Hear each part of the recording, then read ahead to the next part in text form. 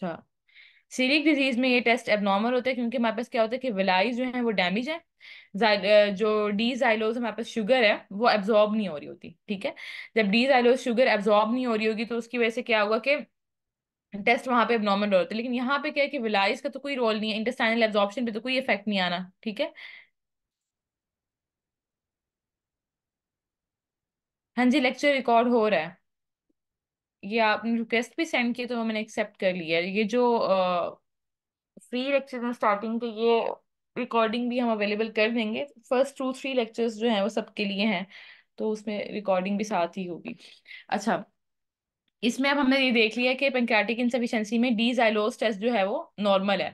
इसकी रीजन ये होती है कि इंटेस्टाइनल एब्जॉर्प्शन जो होती है ना हमारे पास, जो है डी जाइलोस यानी कि शुगर की, वो इफेक्टिव नहीं है। वहां पे मसला क्या है, पेंक्रियाज में मसला है। वो जो है वो फैट्स की ना एब्जॉर्प्शन प्रॉपर नहीं करा रहा, ठीक है। जब फैट्स की एब्जॉर्प्शन प्रॉपर नहीं होगी तो उसकी वजह से हमारे पास क्या होगा कि जो है स्टीएटोरिया आ रहा होता है, ठीक है। अब स्टीएटोरिया को ही अगर हमने डिफरेंशिएट करना है सिलिक डिसीज और पेनक्रियाटिक इंसफिशिएंसी से, तो उसके लिए हम डी जाइलोस टेस्ट करते हैं। ये एमसीक्यू आ जाता है, इंपॉर्टेंट है, ठीक है, डी जाइलोस टेस्ट से रिलेटेड। अब ट्रॉपिकल फ्लू होता है, ट्रॉपिकल फ्लू में सिंपली वो सिलिक डिजीज जैसी ही इसकी फाइंडिंग्स होंगी। लेकिन इसमें क्या होता है कि ये इसमें जो मेजर फैक्टर है वो यही है कि रिस्पॉन्ड करती है ये एंटीबायोटिक से, ठीक है। ये एक इंपॉर्टेंट एमसीक्यू पॉइंट है कि ट्रॉपिकल फ्लू एंटीबायोटिक को रिस्पॉन्ड करेगी, लेकिन सिलिक डिजीज जो है वो एंटीबायोटिक्स को रिस्पॉन्ड नहीं करती। इसकी कॉज जो है वो अननोन होता है, लेकिन मतलब डिफरेंट जो है हमारे पास होता है ना, टॉपिक्स में जो रह रहे होते हैं लोग, उनमें देखी जाती है। म्यूकोजल एब्जॉर्प्शन वही कम होगी, ड्यूडिनम और जूजिनम इफेक्ट हो रही होती है। वहां पे तो जस्ट यही था ना कि डिस्टल ड्यूडिनम और प्रोक्सिमल जूजिनम सीलिक डिजीज में, सीलिक फ्लू में, यहाँ पे आइलियम भी इन्वॉल्व हो सकता है, ठीक है। और ये B12 डेफिशिएंसी या फोलेट डेफिशिएंसी के साथ एसोसिएटेड होती है। अच्छा, ये जो है ना हमारे पास जो सीलिक डिजीज है ना, उसमें भी आयरन डिफिशिएंसी एनीमिया भी और होता है, फोलिक एसिड डिफिशिएंसी भी होती है, क्योंकि एब्जॉर्प्शन में इफेक्ट है ना यहाँ पे। अगर आप लोगों को पता हो, याद हो, जो हम लोगों ने एब्जॉर्प्शन इन जीआईटी पढ़ी थी, उसमें यही था ना कि ड्यूडिनम जुजिनम आइलियम इन लेवल्स पे ही एब्जॉर्प्शन हो रही होती है vitamin B12 folic acid in सब सब्सटेंसेस की, ठीक है। तो अब ये कह रहे हैं कि विटामिन B12 की डेफिशिएंसी कब होगी, जब आइलियम इन्वॉल्व हो। Otherwise folic acid deficiency, iron deficiency anaemia जो है ना वो हो रहे होते हैं इनमें, ठीक है। ये एमसीक्यू भी आ सकता है जनरली के, जो सीलिक डिजीज है उसमें ना, मतलब मेगालोब्लास्टिक एनीमिया अगर हो तो वो कौन से टाइप का होगा, तो वो हमारे पास फोलिक एसिड डेफिशिएंसी वाला होगा, विटामिन B12 वाला नहीं होगा, क्योंकि उसमें आइलियम इन्वॉल्व नहीं होती, ठीक है। फिर उसके बाद आ जाती है विपल डिजीज। विपल डिजीज में हमारे पास क्या होता है कि ना, ट्रोफाइरीमा जो है विपलाई हमारे पास ऑर्गेनिज्म है, इसकी वजह से ये इन्फेक्शन होगा, ठीक है।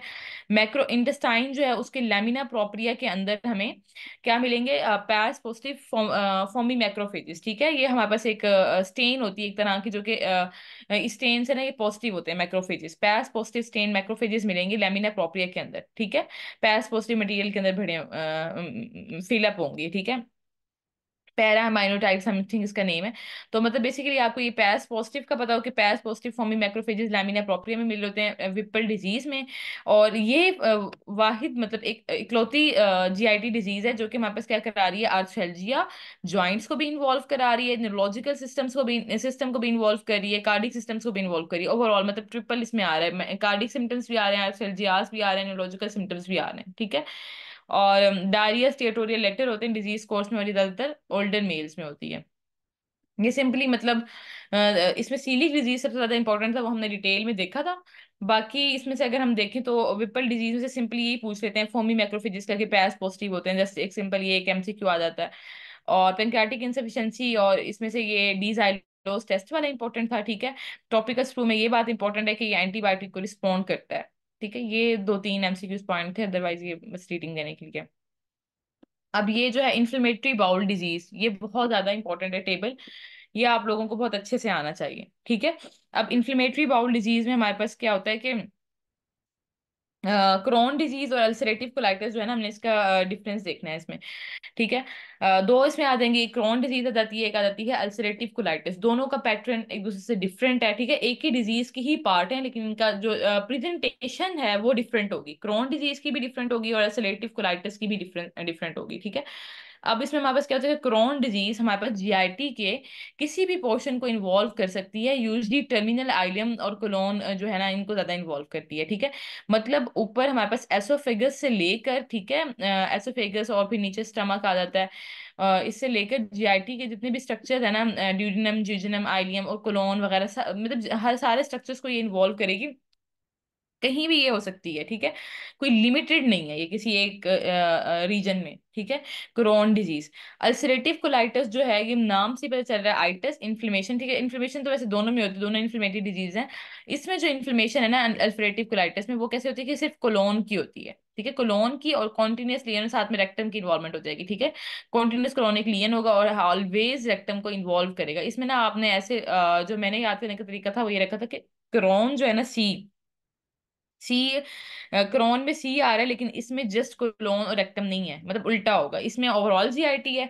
और अल्सरेटिव कोलाइटिस जो है ना, इसमें हमारे पास कोलोन की इन्वॉल्वमेंट इस तरह से कि सेकंड पे कोलाइटिस आ रहा है, तो कोलोन और रेक्टम जो है वो दोनों इसमें आ जाएंगे, ठीक है।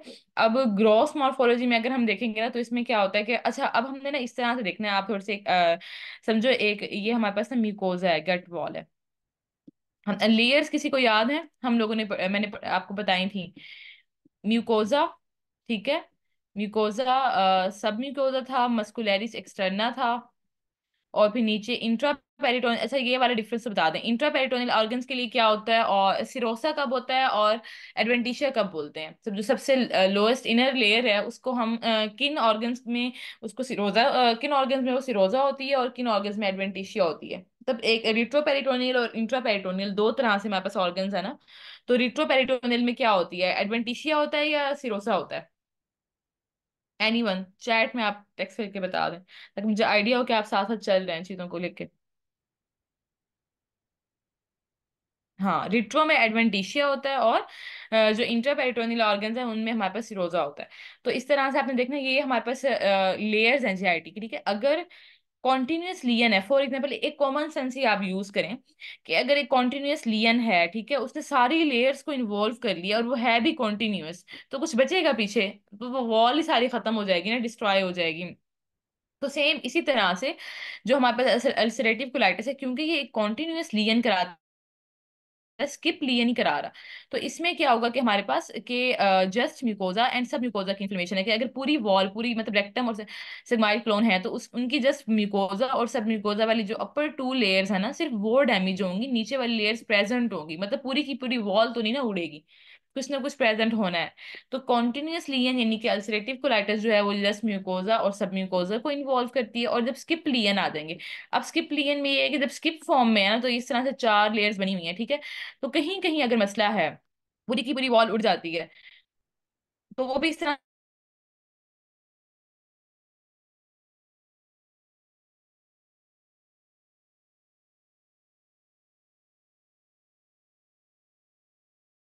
से पूरा स्ट्रक्चर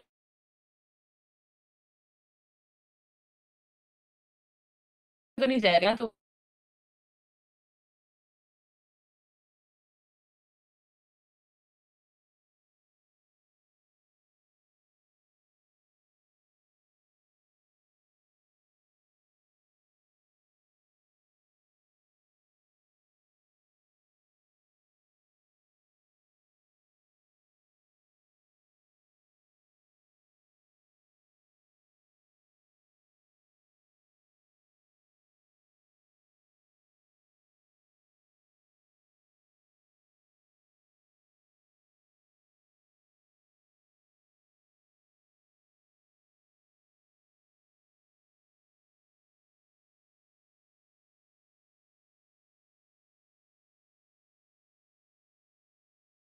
तो यहाँ पे हम वॉल्स को देख रहे थे कि म्यूकोजा और सब म्यूकोजा कब इन्वॉल्व होता है, और ट्रांसम्यूरल इन्फ्लेमेशन किस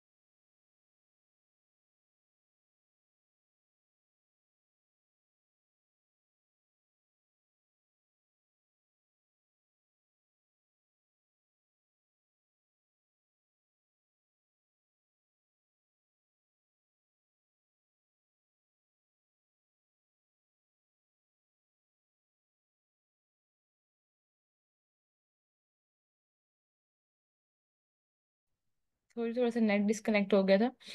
अच्छा, अब इसमें हमने ना इसमें ये देखना है कि क्रोन डिजीज हम देख रहे थे कि ट्रांसम्यूरल इन्फ्लेमेशन है, और इसमें मैं आप लोगों को बता रही थी कि फिस्टुला अगर बन जाए तो ठीक है, फिस्टुला इसमें बनता है क्योंकि ओवरऑल अगर लेयर्स सारी जाती हैं तो क्या होगा कि एक मतलब ल्यूमिन और आगे जो कैविटी है उनके दरमियान में कनेक्शन बन जाएगा, ठीक है। लेकिन अल्सरेटिव कोलाइटिस में हमें फिस्टुलाज नहीं मिलते, ठीक है। और ये एमसीक्यू पॉइंट है कि हमारे पास पेरी एनल फिस्टुला जो है वो क्रोन डिजीज में बनता है। मोस्ट कॉमन जो कॉम्प्लिकेशन है ना क्रोन डिजीज की, पेरी एनल फिस्टुला बन रहा होता है, ठीक है। तो ये हमने देख लेना है। अच्छा, उसके बाद हमारे पास दूसरा क्या होता है कि जो अब इनकी मॉर्फोलॉजी में हमने डिफरेंस देखना है, ठीक है। क्रोन डिजीज में क्या होता है कि जो म्यूकोजा होगा ना उसके पेरेंट्स कोबल स्टोन जैसी होगी, ठीक है। कोबल स्टोन अपेरेंस के कहीं कहीं से मतलब जो होगा वो थिकन्ड हुआ होगा और कहीं से बिल्कुल एट्रोफाइड हुआ होता है। और creeping fat, bowel wall thickening, string sign इसमें मिलता है। तो स्ट्रिंग साइन ऐसे ही है ना कि मतलब कहीं कहीं से बिल्कुल ही वॉल जो है वो खत्म हुई हुई है, कहीं कहीं पे बिल्कुल ठीक है। तो ये जैसे हम कहते हैं ना बीड ऑन स्ट्रिंग, तो इस तरह के पेरेंट्स आ रही होती है, ठीक है। तो बाउल वॉल थिकन हुई होगी, क्रीपिंग फैट, ठीक है, फैट को भी इन्वॉल्व कर रहा होता है। लीनियर अल्सर्स और फिशर्स वो भी इसमें मिलेंगे। अल्सर जो होता है ना, आपको ना थोड़ा सा डिफरेंस पता हो कि हमारे पास ना इरोजन्स होती हैं और अल्सर्स होते हैं, ठीक है। इरोजन्स और अल्सर्स, अल्सर और इरोजन में ये डिफरेंस है कि अगर हमारे पास मतलब डिस्ट्रक्शन हुई है जस्ट म्यूकोजा और सब म्यूकोजा की, ठीक है, तो इसको हम बोलते हैं इरोजन। और अल्सर में सारी लेयर इन्वॉल्व हो जाती है, ठीक है। एडवेंटिशिया तक अगर सारा मतलब अगर डिफेक्ट जो है ना उसने पूरी मस्कुलर म्यूकोजा सब म्यूकोजी मस्कुलर एक्सटर्नल एडवेंटिशिया सबको इन्वॉल्व कर लिया ना, तो इसको हम कह रहे हैं अल्सर। जस्ट अगर म्यूकोजा और सब म्यूकोजा डैमेज हो जाए ना तो वो अल्सर में कंसीडर नहीं किया जाता। ये भी एक इंपॉर्टेंट कॉन्सेप्ट है। तो अब इसमें ये होता है कि अब ये कॉमन सेंस अब आप यहीं से देख लें कि जब क्रोन डिजीज में ये सारी लेयर्स जाती हैं तो अल्सर भी क्रोन डिजीज में ही होगा ना। अल्सरेटिव, बेशक अल्सरेटिव कोलाइटिस का नेम अल्सरेटिव कोलाइटिस है, लेकिन इसमें अल्सर्स नहीं बन रहे होते क्योंकि इसमें जस्ट म्यूकोजा और सब म्यूकोजा डैमेज हो रहा होता है, ठीक है। ये बात आप लोगों ने क्लियर कर लेनी है कि अल्सरेटिव कोलाइटिस में हमारे पास जस्ट म्यूकोजा और सब म्यूकोजा डैमेज हो रहा है, तो उसमें क्या होगा कि अल्सर्स जो हैं वो नहीं बनते, और क्रोन डिजीज में अल्सर बन रहे होते हैं। बाकी जो है अल्सरेटिव कोलाइटिस को देखेंगे, इसका फ्राइबल से म्यूकोजा होगा, कोबल स्टोन अपीयरेंस नहीं होती, ठीक है, बिल्कुल एट्रोफाइड से म्यूकोजा होगा। और सुपरफिशियल डीप अल्सरेशन उन्होंने बोली हुई, सुपरफिशियल अल्सरेशन उन्होंने इरोजन्स को ही सुपरफिशियल अल्सरेशन बोल दिया, ठीक है। बेसिकली जो मेन अल्सर्स और फिशर्स बनते हैं ना वो जो होते हैं मेनली क्रोन डिजीज में होते हैं। और लेड पाइप अपीयरेंस होगी इसकी, ठीक है, क्योंकि कॉन्टिन्यूस सलियन है, मतलब बिल्कुल पतली सी एक लेयर बच जाएगी ना, सारा कुछ तो डैमेज हो रहा है, तो लेड पाइप सी अपीयरेंस आ रही होगी ऑन द इमेजिंग। माइक्रोस्कोपी पे हमारे पास क्रोन डिजीज में नॉन सिजेटिंग ग्रैनुलोमास होते हैं, ठीक है। और लेकिन जो अल्सरेटिव कोलाइटिस है उसमें हमारे पास ग्रैनुलोमास बनते ही नहीं है, ठीक है। नॉन सिजेटिंग ग्रैनुलोमास, सिजेटिंग ग्रैनुलोमास जो है ना वो हमने ना ये डिफरेंस भी देखना है इन डिजीज का। किन डिजीजेज में सिजेटिंग ग्रैनुलोमास होते हैं और किन डिजीज में नॉन सिजेटिंग। जो टीबी है ना उसमें हमारे पास जस्ट सिजेटिंग ग्रैनुलोमास होते हैं मेनली, और बाकी जो है ना सार्कोइडोसिस हो गई या क्रोन डिजीज हो गई इनमें नॉन सिजेटिंग ग्रैनुलोमास बन रहे होते हैं, ठीक है। अब अल्सरेटिव कोलाइटिस में हमारे पास क्रिप्ट्स के अंदर एब्सिस और अल्सर्स हमें मिल सकते हैं, ठीक है, ब्लीडिंग वगैरह इसमें आ रही होती है, लेकिन कोई ग्रैनुलोमा नहीं होता इसके अंदर, ठीक है ना। तो ये फैट को इन्वॉल्व करता है, मेसेंटेरी, ये जो क्रीपिंग फैट है ना ये बेसिकली मेसेंटेरिक फैट की इन्वॉल्वमेंट होती है। ना तो हमारे पास अल्सरेटिव कोलाइटिस मेसेंटेरिक फैट को इन्वॉल्व कर रहा है, ठीक है, ना ही ग्रैनुलोमास बना रहा है। ग्रैनुलोमास भी क्रोन डिजीज में बनेंगे और मेसेंटेरिक फैट की इन्वॉल्वमेंट भी इसी में आ रही होती है। अब इसमें हमारे पास ना कॉम्प्लिकेशन क्या होती है कि भाई मैल एब्जॉर्प्शन, मैल न्यूट्रिशन, कोलोरेक्टल कैंसर जो है उसका रिस्क इनमें ज्यादा होता है, स्पेशली जो पैन कोलाइटिस मतलब कि अल्सरेटिव कोलाइटिस। ये एमसीक्यू आता है, बहुत इंपॉर्टेंट एमसीक्यू है कि आईबीडी में कोलोरेक्टल कैंसर का रिस्क किस में ज्यादा होता है, अल्सरेटिव कोलाइटिस में ज्यादा होता है या क्रोन डिजीज में ज्यादा होता है, ठीक है। तो आपको ये डिफरेंस आता हो। तो अब इसमें क्या होता है कि इसके मजीद वो देखो एंटीरो वेजाइकल अगर आप ये देखें तो फिस्टुला आ गया जो कि क्या कहता है रिकरेंट यूटीआई करा रहा है, और नमूनिया एंटीरो वेजाइकल भी होता है और पेरियनल फिस्टुलास भी होते हैं, ठीक है। अब एंटीरो वेजाइकल फिस्टुला जो है वो हमारे पास इसमें होता है क्रोन डिजीज। मैंने बताया कि फिस्टुलास जो होंगे वो क्रोन डिजीज में बनेंगे। एंटेरो वेजाइकल का क्या मतलब है कि एंटेरो मतलब गट और वेजाइकल मतलब ब्लैडर। गट और ब्लैडर, जीआईटी और ब्लैडर के दरमियान में जो फिस्टुला बनेगा ना उसको हम कह रहे हैं एंटीरो वेजाइकल फिस्टुलास, ठीक है। इनमें रिकरेंट यूटीआईज हो रहे होते हैं ऑब्वियसली इनमें। और नीमाचूरिया मतलब हमारे पास क्या होगा कि जो गट वाली एयर है ना वो आ रही होगी थ्रू द यूरिन, ठीक है, एयर इन द यूरिन। अब एंटीरियर वेजाइकल सिस्टम में क्या है, एयर इन द यूरिन आ रही होती है, यूटीआईज रिकरेंट हो रहे होते हैं। ये हमें कंडीशन मिलेगी।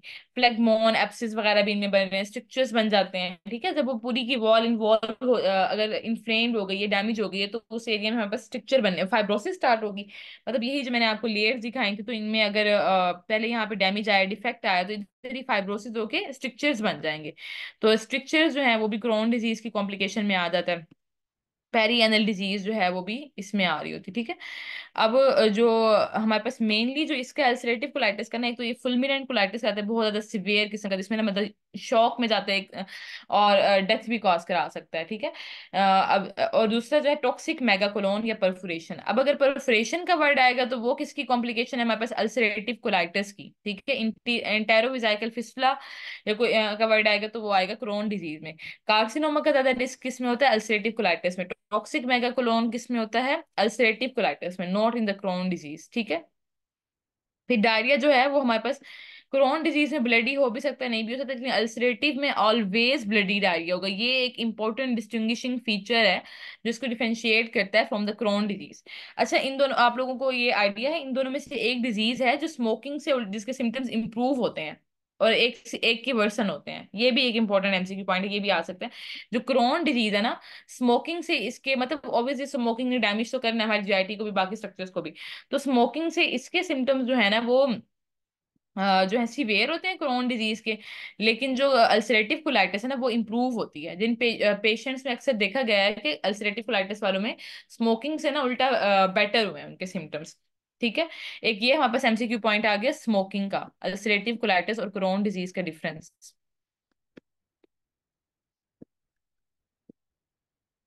ठीक है। अब उसके बाद आता है extra intestinal manifestation. Extra intestinal manifestation बहुत ज्यादा इंपॉर्टेंट है।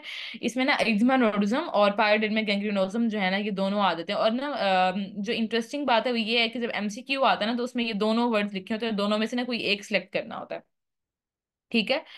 तो मोस्टली जो कीज वगैरह में देखा गया है, तो प्रेफर किया जाता है पायोडर्मा गैंग्रीनोज्म को, कि अगर एक्स्ट्रा इंटेस्टाइनल मैनिफेस्टेशन जो है अल्सरेटिव कोलाइटिस और क्रोन डिजीज दोनों में आती है, यही पायोडेर्मा गैंग्रीनोज्म भी होता है और एरिथमा नोडुज्म भी होता है। तो अगर दोनों ऑप्शन में आ गए तो दोनों में से हमने सिलेक्ट करना है पायोडेर्मा गैंग्रीनोज्म को, ठीक है। और एपिसेक्लेराइटिस यूवेइटिस वगैरह ये भी, क्योंकि इन्फ्लेमेशन हुई है ना एक बॉडी में, पूरे गट में इन्फ्लेमेशन है, तो वो मतलब स्प्रेड करके जो है दूसरे ऑर्गन्स में भी इन्फ्लेमेशन करा सकती है, आई वगैरह में, ठीक है। ओरल अल्सरेशन हो सकती हैं, आर्थराइटिस वगैरह। अब ऐसी एक्स्ट्रा इंटेस्टाइनल मैनिफेस्टेशन जो अलग अलग एसोसिएटेड है क्रोन डिजीज और सिलिक डिजीज से, ये तो कंबाइन हो गई ना। आईबीडी में ओवरऑल क्रोन डिजीज सिलिक डिजीज दोनों में आर्थराइटिस भी होगा, एपिसेक्लेराइटिस जुवियाइटिस एफ्थस अल्सरेशन, ये सारा कुछ होगा, ठीक है। अब कौन सी डिजीज हैं जो एक्स्ट्रा इंटेस्टाइनल मैनिफेस्टेशन है जो जस्ट क्रोन में होंगी, और कौन सी हैं जो जस्ट बस अल्सरेटिव कोलाइटिस में होंगी, हम वो देख लेते हैं। अब जैसे ना हमारे पास क्या होता है कि क्रोन डिजीज में ना किडनी स्टोन्स की फॉर्मेशन के चांसेस ज्यादा होते हैं, क्योंकि इसमें पूरी गट इन्वॉल्व है, ठीक है। एब्जॉर्प्शन जो है मेनली डिफेक्टिव है, सॉल्ट्स मिनरल्स वगैरह की। कैल्शियम जो है वो यूजली जो है ना कैल्शियम ऑक्सलेट, उसकी एब्जॉर्प्शन नहीं होती प्रॉपर जीआईटी से, क्योंकि म्यूकोजा सब म्यूकोजा और पीछे सारी जो लेयर है ना वो डैमेज हुई हैं।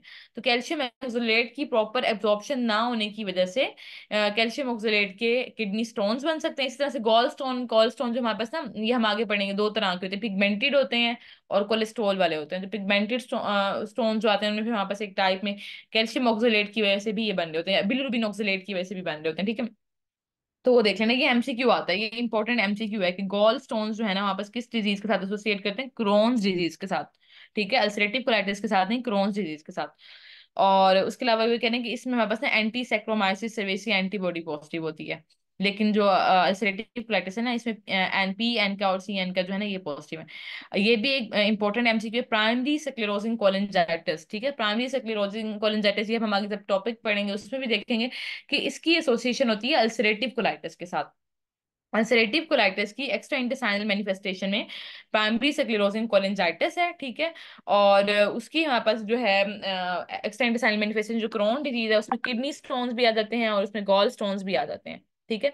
फिर उसके बाद ट्रीटमेंट में हमने क्या देना है, ग्लूकोकॉर्टिकॉइड्स दे रहे होते हैं, एजाथायोप्रिन, सिंपली हमने क्या देना है, स्टीरॉइड्स देंगे और इम्यूनोसप्रेसिव एजेंट्स देंगे, क्योंकि ना एक ऑटो इन्फ्लेमेटरी प्रोसेस है ना, बॉडी में इन्फ्लेमेशन हो रही है और इन्फ्लेमेटरी प्रोसेस है वो खुद ही अपने आप को डैमेज कर रही है। तो हमने ऐसी चीजें देनी है जो कि बॉडी के इम्यून सिस्टम को सप्रेस करे, ठीक है, और इम्यूनोसप्रेशन करे, और स्टीरॉइड्स ने इन्फ्लेमेशन को ठीक करना है, इम्यूनो सप्रेशन। और जो है स्टीरॉइड्स जो हैं उन्होंने क्या करना है कि हमारे पास इन्फ्लेमेशन को ठीक करना है। अब इसी तरह से ना जो हमारे पास ये है अल्सरेटिव कोलाइटिस, इसमें हम 5 अमाइनो सैलिसाइलिक एसिड दे रहे होते हैं, ये भी मतलब एक तरह से इम्यूनो सप्रेसिव एजेंट्स ही हैं, जिसमें मेज़ैलामीन वगैरह आ जाती हैं, ठीक है। अब जो है ना आपको इनके नेम पता होने चाहिए, ठीक है। 6 मरकैप्टोप्यूरिन, 5 अमाइनो सैलिसाइलिक एसिड, ये उसमें दे रहे हैं अल्सरेटिव कोलाइटिस में, और एजाथायोप्रिन और ग्लूकोकॉर्टिकॉइड्स जो हैं वो हम दे रहे हैं क्रोन डिजीज में, ठीक है। और एंटीबायोटिक्स का भी थोड़ा बहुत रोल क्रोन डिजीज में है, लेकिन अल्सरेटिव कोलाइटिस में नहीं है, मेट्रोनिडाजोल या सिप्रोफ्लोक्सासिन का। अच्छा, उसके बाद दूसरी इंपॉर्टेंट बात यह है कि फीकल कैल्प्रोटेक्टिन, ये एक एमसीक्यू लास्ट टाइम आ चुका है जे कैट में, ठीक है, कि फीकल कैल्प्रोटेक्टिन जो है ना वो बढ़ी फीसिस में ना कैल्प्रोटेक्टिन प्रोटीन जो है वो बढ़ी हुई मिलेगी हमें आईबीडी में। और ये जो प्रोटीन है ना ये डिफरेंशिएट करती है कि इस पेशेंट को जो सिम्टम्स आ रहे हैं वो आईबीएस की वजह से नहीं है, इरिटेबल बाउल सिंड्रोम की वजह से नहीं है, बल्कि इन्फ्लेमेटरी बाउल डिजीज की वजह से है, ठीक है। अब इसमें अगर हमने पूरे टेबल में देखा हो तो हमने क्या क्या एमसीक्यूज पॉइंट्स देख लिए, एक तो फीकल कैल्प्रोटेक्टिन का देख लिया है, फिर ट्रीटमेंट हमने देख लिया कि दोनों की ट्रीटमेंट में डिफरेंट है, इसमें ग्लूकोकॉर्टिकॉइड्स हम स्टीरॉइड्स दे रहे हैं क्रोन डिजीज में, लेकिन इसमें हम जस्ट अमाइनो सैलिसाइलिक एसिड दे रहे हैं। और प्राइमरी स्क्लेरोसिस कोलिनजाइटिस ये एमसीक्यू आ चुका है, ठीक है, पास्ट, ये होता है अल्सरेटिव कोलाइटिस में। और उसके अलावा जो हमारे पास किडनी स्टोन्स है, गॉल स्टोन्स का एमसीक्यू आ चुका है क्रोन डिजीज के साथ, पायोडेर्मा गैंग्रीनोसम का मैंने आपको बताया एमसीक्यू, ठीक है, ब्लडी डायरिया, ये भी सारे सिम्टम्स जो थे ना वो कंबाइन थे, ब्लॉटिंग, डायरिया, और मतलब इस तरह से फीचर्स दिए हुए थे कि आईबीडी का बोला हुआ था, और साथ में ना ब्लडी डायरिया जो है वो डिफरेंशिएट करता है क्रोन को अल्सरेटिव से, ठीक है। पैन को इंक्रीज रिस्क ऑफ कार्सिनोमा वाला भी एमसीक्यू आ चुका है, एंटीरियर वेसिकल फिस्टुला वाला भी एमसीक्यू आ चुका है। तो मतलब इसमें से आपने देखो 8-10 एमसीक्यू पूरे एक टेबल से बन रहे हैं जो कि पास आ चुके हैं, तो इससे आपको इसकी इंपॉर्टेंस का अंदाजा हो जाएगा कि कितना ज्यादा इंपॉर्टेंट है ये, ठीक है। अब इसमें माइक्रोस्कोपिक कोलाइटिस में ये होता है कि ये भी इन्फ्लेमेटरी डिजीज ही है, क्लोन की क्रोनिक वायरल डायरिया करा रही होती है, ये ज्यादातर फीमेल्स में होती है, ठीक है। एंडोस्कोपी में ना म्यूकोजा हमें नॉर्मल नजर आता है, उसमें कोई भी इस तरह की आईबीडी वाली अपीयरेंस नहीं नजर आती, क्योंकि माइक्रोस्कोपिकली जो भी डैमेज है ना वो हो रहा होता है। हिस्टोलॉजी भी हमें लिम्फोसाइट इन्फिल्ट्रेट मिल रहे होते हैं, लेमिना प्रोप्रिया में इंट्राएपिथेलियल लिम्फोसाइट्स वगैरह, ये कोलेजन बैंड्स मिल रहे होते हैं, ठीक है। ये इतना इंपॉर्टेंट, इसमें आपने ये देख लेना, सब epithelial collagen bands and intra epithelial lymphocytosis होगी, ठीक है। उसके बाद फिर हम आगे आ जाते हैं नेक्स्ट इरिटेबल बाउल सिंड्रोम पे। इरिटेबल बाउल सिंड्रोम में हमारे पास ना इसकी एक ये डेफिनेशन जो है ये बहुत ज्यादा इंपॉर्टेंट है, ठीक है, कि रिकरेंट एब्डोमिनल पेन विद, ये जो बार बार एब्डोमिनल पेन है ना, तो ये एब्डोमिनल पेन इसमें कैसे कैसे होगा, इन 3 सिम्टम्स के साथ एसोसिएट करता है, ठीक है। रिलेटेड टू डेफिकेशन, मतलब इसमें ये होगा कि डेफिकेशन से पहले, ये बहुत इंपॉर्टेंट बात है, डेफिकेशन से पहले इन पेशेंट में इरिटेबल बाउल सिंड्रोम अगर आप देखें ना तो कोई 60-70% अवाम में ये है, ठीक है। डेफिकेशन से पहले सिवियर पेन होगा और डेफिकेशन के बाद वो रिलीव हो जाएगा। अब दूसरा ये है कि जो पेन है ना, रिकरेंट एब्डोमिनल पेन, उसका उसकी एसोसिएशन होगी with the stool frequency. Stool frequency के साथ भी ना, ये जैसे कि हमारे पास ऐसा है कि अगर तो स्टूल फ्रीक्वेंसी ये थी कि एक पेशेंट जो है वो 1 स्टूल पर डे या 2 स्टूल्स पर डे पास कर रहा है, उसकी फ्रीक्वेंसी जो है ना उससे चेंज होकर डायरिया में कन्वर्ट हो गई है, 5 to 6 स्टूल्स पर डे वो पास करने लग गए, मतलब ये क्योंकि इनमें यही होता है ना कि अल्टरनेट कर रहा होता है पेशेंट, कभी डायरिया हो रहा है कभी कॉन्स्टिपेशन हो रही है, ठीक है। तो उसमें फिर हमने ये देखना है कि स्टूल फ्रीक्वेंसी अगर चेंज हुई है, डायरिया से कॉन्स्टिपेशन की तरफ गई है या कॉन्स्टिपेशन से डायरिया की तरफ जैसे ही चेंज हुई है, तो आपको रिकरेंट एब्डोमिनल पेन स्टार्ट हो जाएगा। डेफिकेशन से पहले पेन हो रहा होता है, ठीक है। और उसके अलावा हमारे पास क्या होगा, कंसिस्टेंसी ऑफ स्टूल अगर चेंज हो रही है, ठीक है, सेमी सॉलिड से वाटरी स्टूल में गया है, सॉलिड से सेमी सॉलिड में गया है, तो उसके साथ हमारे पास क्या हो रहा है कि स्टूल फ्रीक्वेंसी जो है ना वो चेंज आ रही होती है। अब इसमें कोई स्ट्रक्चरल एबनॉर्मेलिटीज कोई नहीं है, ठीक है, ये साइकोलॉजिकली बेसिकली ज्यादा है, पैथोफिजियोलॉजी जो है ना इसकी कोई खास नहीं है, उसमें कोई हमें स्ट्रक्चरल या फिजिकल कोई चेंजेस नजर नहीं आ रहे होते, ठीक है। ये ज्यादातर मतलब कंसीडर किया जाता है कि ये साइकोलॉजिकली पेशेंट को अफेक्ट कर रहा होता है, ठीक है। अब इसमें 2 टाइप्स होती हैं, तो डायरिया प्रीडोमिनेंट है जिसमें डायरिया ज्यादा रह रहा हो, या फिर कॉन्स्टिपेशन प्रीडोमिनेंट, ठीक है, और मिक्स भी हो सकता है। अब इसमें ये होता है कि क्योंकि ये पेशेंट जो है ना जिनमें मूड डिसऑर्डर मतलब साइकोलॉजिकली है ना, तो ये एसोसिएशन इसकी होती है फाइब्रोमाइल्जिया वालों में, ठीक है, या मूड डिसऑर्डर्स वालों में। ये एमसीक्यू आ चुका है कि इरिटेबल बाउल सिंड्रोम जो है इसकी एसोसिएशन किसके साथ है, फाइब्रोमाइल्जिया के साथ, ठीक है। ये इंपॉर्टेंट एमसीक्यू, ये आप मार्क कर लें। मैं जो जो एमसीक्यूज आपको बता रही हूँ ना, आप लोग ये मार्क कर लिया करें। वैसे पहले जब मैं पढ़ाती थी तो अपनी बुक से पढ़ाती होती थी, उसकी पिक्चर्स जो है ना वो पीडीएफ फॉर्म में। तो उसमें ये होता था कि उनमें ना मतलब हर एक मैंने एमसीक्यू प्रॉपर मार्क किया हुआ है, हाईलाइट की हुई है हर चीज। थोड़ा सा डिफरेंस ये है कि उसकी वजह से ना क्वालिटी थोड़ी सी खराब हो जाती थी उसकी पीडीएफ की। तो इसलिए फिर मैंने अब खुद ही ये जो है ना ऑनलाइन पीडीएफ से लेक्चर बनाया है। तो इसलिए अब आप लोग साथ साथ खुद पेन लेके बैठा करें, बुक लेके बैठा करें, मार्क कर लिया करें एमसीक्यू, ताकि आप लोगों को याद रहे कि मैंने क्या क्या मार्क कराया था, ठीक है। अदरवाइज मैं कोशिश करूंगी जो मेरे सेशन के स्टूडेंट है, मैं अपनी बुक के पीडीएफ जो है ना वो हर चैप्टर की बना के आप लोगों को सेंड कर दूंगा। मैंने अच्छे नोट्स बनाए हुए हैं उस पे। अच्छा, ये हमारे पास हो गया मूड डिसऑर्डर्स के साथ एसोसिएट कर रहा होता है इरिटेबल बाउल सिंड्रोम और फाइब्रोमाइल्जिया के साथ, ठीक है। अब इसकी में यही है फर्स्ट लाइन ट्रीटमेंट होती है ना इसकी, हमने क्या करना होगा कि लाइफस्टाइल मॉडिफिकेशन करनी है, डाइटरी चेंजेस करने हैं, या फिर अगर वो डायरिया प्रीडोमिनेंट है तो उसके लिए हम डायरिया वाली मेडिसिन दे रहे होते हैं, ठीक है। या कॉन्स्टिपेशन प्रीडोमिनेंट है तो उसकी मेडिसिन दे रहे होंगे। अदरवाइज जो मेन ट्रीटमेंट है ना वो यही है कि हमने डाइटरी चेंजेस और लाइफस्टाइल मॉडिफिकेशन करने हैं। इसमें एक वर्ड आता है कोग्निटिव बिहेवियर थेरेपी, तो कोग्निटिव बिहेवियर थेरेपी भी हम इसमें कर रहे थे इरिटेबल बाउल सिंड्रोम में। ये एमसीक्यू आ चुके हैं लास्ट टाइम, ठीक है, cognitive behaviour therapy irritable bowel syndrome में। यहाँ तक क्लियर है? ठीक है, आगे चलते हैं। आवाज क्लियर है, सब कुछ ठीक जा रहा है ना अब तक? कोई भी कंफ्यूजन हो आप पूछ सकते हैं, टेक्स्ट कर दें, मैं साथ साथ वो देख के आप लोगों को वहीं पे ही वो टॉपिक दोबारा से बता दिया करूंगी, क्योंकि कहीं से कुछ मसला हो रहा हो तो।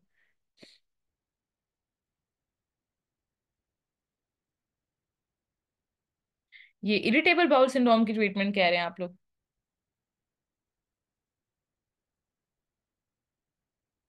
अच्छा, इरिटेबल बाउल सिंड्रोम की ट्रीटमेंट में हम लोग जो है ना, मैं आपको यही बता रही थी कि इसमें जैसे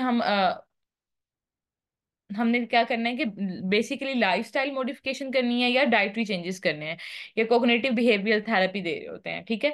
और उसके लिए ना अमाइनोट्रिप्टाइलिन जो है, ये हमारे पास एंटी साइकोटिक ड्रग्स हैं, उनमें से हम दे रहे होते हैं अमाइनोट्रिप्टाइलिन ट्राइसाइक्लिक एंटी डिप्रेसेंट दे रहे होते हैं इन पेशेंट्स को, ठीक है, कोग्निटिव बिहेवियर थेरेपी के साथ साथ। और बाकी जो है ना हमने जो डायरिया और कॉन्स्टिपेशन को जैसे नॉर्मली हमने ट्रीट करना होता है ना उसी तरह से करेंगे। जैसे कॉन्स्टिपेशन के लिए जो भी हम दे रहे होते हैं, आगे हमें कॉन्स्टिपेशन और डायरिया की ट्रीटमेंट ना आगे हमने पढ़नी है इसकी फार्माकोलॉजी में। जो एक नॉर्मल ट्रीटमेंट है वो मैंने आपको इंशाल्लाह पढ़ाना है, तो उसमें हम देखेंगे जो जो उनसी मेडिसिन हैं, तो वो ट्रीटमेंट देंगे। उसके अलावा साथ में हमने ट्राइसाइक्लिक एंटी डिप्रेसेंट्स माइनोट्रिप्टाइलिन वगैरह कोग्निटिव बिहेवियरल थेरेपी कराना होती है, ठीक है। अच्छा, इसके बाद आ जाता है हमारे पास अपेंडिसाइटिस। अपेंडिसाइटिस बेसिकली क्या है कि acute inflammation of the appendix, ठीक है। अपेंडिक्स की इन्फ्लेमेशन को हम अपेंडिसाइटिस कहते हैं। ये इंपॉर्टेंट इस लिहाज से कि सर्जरी के लिए भी के लिहाज से भी इंपॉर्टेंट है, इसमें से एमसीक्यूज आते हैं, और वैसे भी तो इसको देखा जाता है, इसमें से एमसीक्यूज आ जाते हैं। अब इसकी ना आपको कॉजेज बताऊं कि एक तो हमारे पास क्या होता है कि फीकोलिथ मोस्ट कॉमन कॉज जो अक्सर मतलब सबको ही पता है कि फीकोलिथ की वजह से अगर ऑब्स्ट्रक्शन हो रही हो, ठीक है, या फिर लिम्फाइड हाइपरप्लेजिया। बच्चों में ये होता है कि क्योंकि ये एज अपेंडिक्स एक लिम्फाइड ऑर्गन ही है ना, तो इसमें क्या होगा कि लिम्फाइड सिस्टम का अगर हाइपरप्लेजिया होगा, कोई ऐसी डिजीज है जिसमें ना लिम्फाइड ऑर्गन्स हमारे का हाइपरप्लेजिया हो रहा है, तो उसमें अपेंडिसाइटिस हो सकती है। या फिर फीकोलिथ जो है वो जाके अगर अपेंडिक्स के ल्यूमिन को जो है ना वो ओब्लिटरेट कर रहा हो, ये तो कॉज होती हैं। उसके अलावा एक्सट्रीम्स ऑफ एज जो है, अगर तो बच्चा है उसमें भी अपेंडिसाइटिस के चांस होते हैं, अगर बहुत ज्यादा ओल्ड एज है तभी होंगे। ये अलग बात है कि आजकल ओल्ड एज में तो नजर नहीं आ रहा होगा सबकी ऑपरेट हुई होती है, जितना मैल प्रैक्टिस भी है तो। उसके अलावा डायबिटीज मिलाइटिस, ठीक है, डायबिटीज मिलाइटिस या कोई भी ऐसी कंडीशन जो इम्यूनो सप्रेशन कराती है, वो भी हमारे पास क्या करेगी, अपेंडिसाइटिस के का एक रिस्क फैक्टर है। तो उसमें यही है कि हमारे पास ना इम्यूनो सप्रेशन अगर किसी में हुई है तो उसमें लिम्फाइड हाइपरप्लेजिया के चांसेस ऑफ डिजीज बढ़ जाते हैं। तो ये एक लिम्फाइड ऑर्गन है, तो इसकी जो है हमारे पास इसमें इक्वली थायराइड हाइपरप्लेजिया हो जाए तो उसकी ऑब्स्ट्रक्शन हो जाएगी। एक हमारे पास होता है वर्म एंट्रोबियस वर्मिकुलैरिस, ठीक है। एंट्रोबियस वर्मिकुलैरिस एक पैरासाइट है जो कि आके ना इसके ल्यूमिन में आके उसको ऑब्स्ट्रक्ट कर सकता है। ये इसके डिफरेंट कॉजेज हैं, ठीक है। Enterobius vermicularis, fecalith, diabetes mellitus, immunosuppression, lymphoid hyperplasia. अब वो ये बता रहे हैं कि प्रोक्सिमल ऑब्स्ट्रक्शन अगर हुई अपेंडिशियल ल्यूमिन की, तो इसकी वजह से क्या होगा कि क्लोज लूप ऑब्स्ट्रक्शन हो जाएगी इंट्रा उसके ल्यूमिन, क्योंकि क्लोज लूप है ना एट द एंड। तो आपने देखा होगा ब्लाइंड पाउच जैसी है ना, अगर हमारे पास ये सीकम फॉर एग्जाम्पल पड़ा हुआ है तो उसके रेट्रोसीकल ही ज्यादातर होती है, यहाँ कर कैसे पड़ी होगी, पीछे ये क्लोज है, ठीक है। हमारे पास पूरा भी जेटी ट्रैक जितना भी है वो आगे से आगे उसमें मतलब स्ट्रक्चर्स पास कर रहे हैं, बेसिक क्यूब फॉर्म में है। एट द एंड रेक्टम पे हम जाते हैं ना, और रेक्टम बाहर की तरफ ओपन हो रहा है, क्लोज कोई भी स्ट्रक्चर नहीं है। लेकिन ये जो हमारे पास अपेंडिक्स है ये क्या है, क्लोज लूप है, ये एट द एंड क्लोज हो रही है, ठीक है। तो इसमें वो ये कह रहे हैं कि अगर ल्यूमिन के अंदर कोई चीज आ गई है उसे ऑब्स्ट्रक्ट करा, इसके ल्यूमिन में कुछ भी अगर चला गया तो ऑब्स्ट्रक्शन तो होनी है। इंटरल्यूमिनल प्रेशर जो है वो बढ़ जाएगा। इन्फ्लेमेशन जो है इसकी वो सिरोजा तक, क्योंकि ये भी एक इंट्रापेरिटोनियल ऑर्गन है तो इसकी इन्फ्लेमेशन भी सिरोजा तक एक्सटेंड करेगी, ठीक है। और इरिटेट कर देगी आगे से जाके पेराइटल पेरिटोनियम को। पेराइटल पेरिटोनियम जो है ना जो है उस तक जा रही होगी। अब इसमें उन्होंने ये बताया हुआ कि अगर पहले जो होता है जब इंट्राल्यूमिनल प्रेशर बढ़ता है तो क्या होगा कि विजिलेंट एफरेंट फाइबर स्टिमुलेट होंगे T8 T10। यहाँ से ना आपको एक और एमसीक्यू भी मिल जाता है कि T8 से लेकर T8 to T10 जो है ना एक डर्माटोम है जो कि हमारे पास अपेंडिक्स में इस लेवल पे इनकी जो है वो स्टिमुलेशन होती है। तो इस रीजन में पेन होगा, ठीक है, अम्बिलिकस और पैरा अम्बिलिकल रीजन पे। एक ये पिन पॉइंट एमसीक्यू आता है कि अम्बिलिकस का लेवल कौन सा होता है, T10 के लेवल पे अम्बिलिकस पड़ा होता है। T8 to T10 यहाँ पे क्या है कि यहाँ पे पैरा अम्बिलिकस भी होता है, उसका पैरा अम्बिलिकल रीजन भी आ रहा होता है। T10 भी साथ में थोड़ा सा, T8 भी थोड़ा सा आ जाता है। लेकिन एमसीक्यू यहाँ पे क्या है कि T10 जो है हमारे पास, ये हम इंशाल्लाह डर्माटोम्स देखेंगे आगे, T10 पे अम्बिलिकस पड़ा होता है। तो अम्बलाइकस के लेवल पे हमारे पास आ जाता है T10। और ये बात है। दूसरा पीछे हम पढ़े थे कि इंफ्राल्यूमिनल प्रेशर बढ़ा जिसकी वजह से विजरल एफरेंट फाइबर, जो विजरस के एफरेंट फाइबर थे ना वो गए, उन्होंने जाके डर्माटोम को स्टिमुलेट कराया, पैरा पेरी अम्बिलिकल रीजन में पेन कराया, ठीक है। जब ये पेन मजीद बढ़ेगा, ठीक है, तो उसकी वजह से क्या होगा कि सिरोसा, इसकी वजह से सिरोसा जो है उसकी इन्फ्लेमेशन वहां तक चलेगी। पेराइटल पेरिटोनियम जब इन्वॉल्व हो गई है, जब पेराइटल जो पेरिटोनियम इन्वॉल्व हो पेरिटोनियम जो है वो हमें पेन, अब आपको ना थोड़ा सा ये डिफरेंट, पेराइटल होती है और हमारे पास ना पेराइटल पेरिटोनियम होगी और साथ में विजरल होगी। विज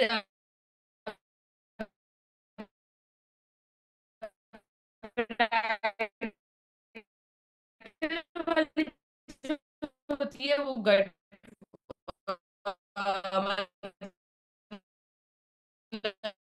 जो विजरल है वो विजरास के साथ होती है, और जो बायटल, बस बायटल पेरिटोनियम यहाँ पे ऑर्गन्स को कोई भी पेन हो रहा है या विजाइल पेरिटोनियम जो है उसकी स्टिमुलेशन हुई है तो वो पेन नहीं कराती, ठीक है।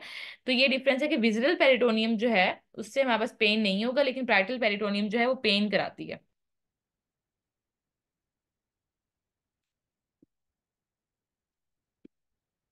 अच्छा, सीबीटी का मैंने ये बताया था, कोग्निटिव बिहेवियरल थेरेपी।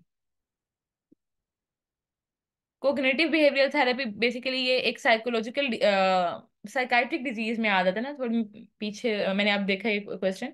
तो इसमें हमने उस पेशेंट की ना बिहेवियरल थेरेपी, ये उसका पार्ट है साइकोलॉजिकल डिजीज का। हम आगे इंशाल्लाह साइकोलॉजी में पढ़ेंगे तो उसमें वो देखेंगे इन चीजों इसको। तो ये एक टर्म यूज करते हैं इसमें, हमने ना पेशेंट को की एक्सरसाइजेस कराते हैं, दूसरी उनकी डीप ब्रीदिंग एक्सरसाइजेस वगैरह करवाते हैं, तो ये उनके पार्ट होती है cognitive behavioural therapy.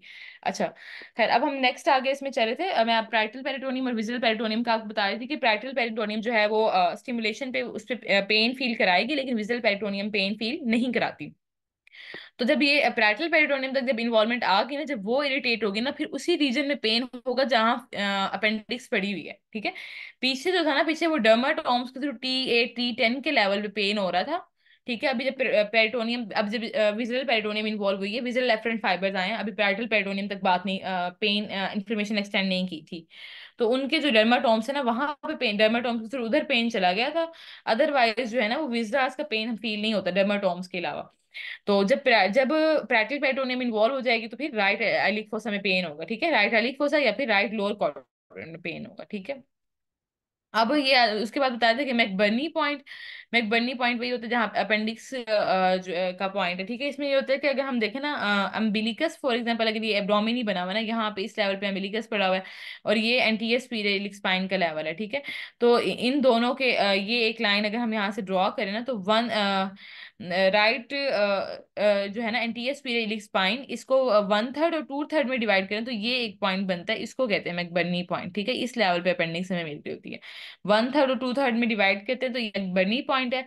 McBurney point जो होता है ना, वो लेवल होता है अपेंडिक्स को, ज्यादातर पेन जो है वो भी यही हो रहा होता है। फिर फील पहले होगा पेरी अम्बिलिकल रीजन में, अम्बिलिकल रीजन में, फिर उसके बाद वो यहाँ पे आ जाएगा मैकबर्नी पॉइंट पे, ठीक है। नोजिया, फीवर, इसमें वही मेंट्रल्स होते हैं, अगर आपको पता मतलब ये सबको ही वैसे आते होंगे वार्ड, हम लोग अपेंडिक्स तो ट्रॉमा में या हम आई ही होती है ना, तो इसमें मेंटर्स में हमने देख लेना है। एम से वही माइग्रेटरी पेन के पहले पहले पैराम्बिलिकल रीजन में होगा, ठीक है। और उसके बाद फिर राइट लोअर क्वाड्रेंट में चला जाएगा या मैकबर्नी पॉइंट पर आ जाएगा। फिर ए से हमारे पास आ जाता है एनोरेक्सिया, ठीक है। ए से एनोरेक्सिया आता है, एन से नोजिया, टी से टेंडरनेस, आर से रीबाउंड टेंडरनेस। रीबाउंड टेंडरनेस का वो पता है ना कि जब उसको हम वहां पे पालपेट करके हाथ हटाते हैं छोड़ते हैं तो फिर उसको स्वेयर पेन होता है। ई से एलिवेटेड टेम्परेचर, और एल से क्या होता है कि हमारे पास लिम्फोसाइटोसिस, और एस से शिफ्ट टू लेफ्ट, ठीक है। शिफ्ट टू लेफ्ट का मतलब आप लोगों को पता ही होगा, इसमें होता है कि न्यूट्रोफिल्स का लेवल अगर हमारे पास बढ़ जाए, ठीक है। न्यूट्रोफिल्स का लेवल ज्यादा हो तो इसको कहते हैं इमेच्योर। अब हम ये बात तो नॉर्मली पढ़ लेते हैं ना कि जी न्यूट्रोफिल्स का लेवल ज्यादा है, शिफ्ट टू लेफ्ट इस चीज को बता रहा है, और हम कहते हैं हाँ ठीक है, हमें इस टर्म का मीनिंग पता लग गया। लेकिन आप लोगों ने कभी सोचा है कि शिफ्ट टू लेफ्ट वो बोल रहे हैं बेसिकली वो शिफ्ट टू लेफ्ट का वर्ड क्यों यूज कर रहे हैं, ठीक है। हमारे पास जब ये इंशाल्लाह हम जब ब्लड पढ़ेंगे ना, उसमें देखना जब न्यूट्रोफिल्स या जो भी हमारे पास व्हाइट ब्लड सेल्स या रेड ब्लड सेल्स जब बन रहे होते हैं ना बोन मैरो के अंदर, तो ये इस तरह से उनकी चलती है टर्म कि मतलब ये राइट की तरफ जाएंगे ना आगे, पहले प्रीकर्सर सेल्स बनते हैं न्यूरोब्लास्ट, फिर जो भी मतलब डिफरेंट उसकी स्टेजेस आती हैं, डिफरेंट स्टेजेस के बाद वो एट द एंड जाके मतलब राइट साइड पे सारी इनकी डिफरेंशिएशन हो रही है, ठीक है। तो देन जाके मेच्योर न्यूट्रोफिल्स बन रहे होते हैं। तो इसमें यही होता है कि शिफ्ट टू लेफ्ट का मतलब ये होता है कि मतलब वो लेफ्ट शिफ्ट कर गए हैं, पीछे की तरफ शिफ्ट कर गई है उनकी जो सिंथेसिस है, ठीक है। इमेच्योर न्यूट्रोफिल्स जो है ना यहाँ पे ज्यादा आ रहे होते हैं, इस चीज को हम कहते हैं shift to left.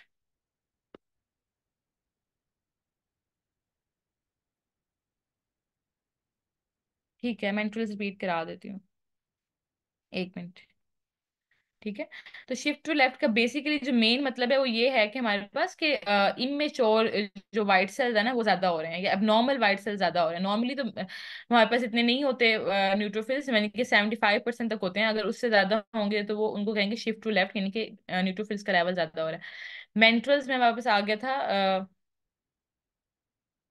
Migratory pen, ठीक है। एक मिनट।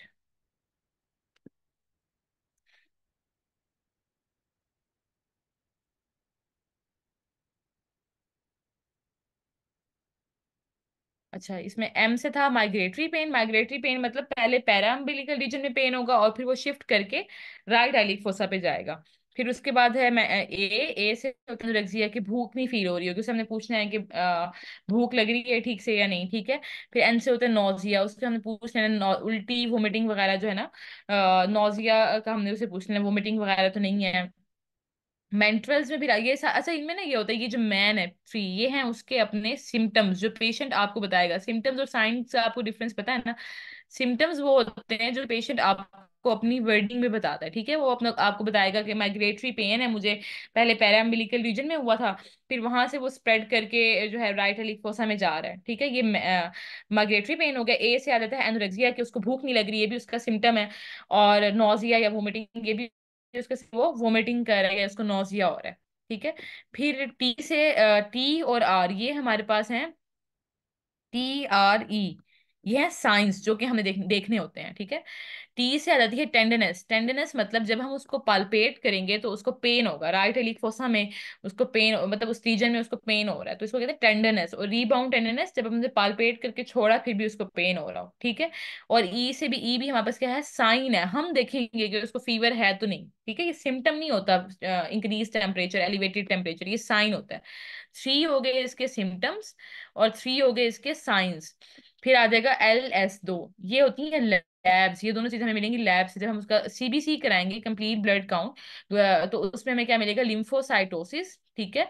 लिम्फोसाइटोसिस में क्या होगा कि overall TLC count, total lymphocytes जो होंगे, वाइट ब्लड सेल्स जो हैं, leukocytes sorry, total white blood cells बढ़े होंगे, और शिफ्ट टू लेफ्ट मतलब न्यूट्रोफिल्स जो हैं वो भी इंक्रीज हुए हुए होंगे।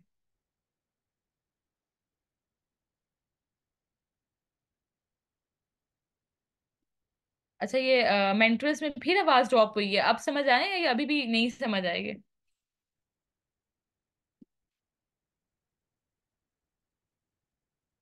अब ठीक है साउंड?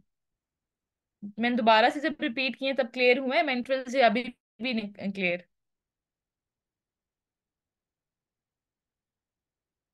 ठीक है।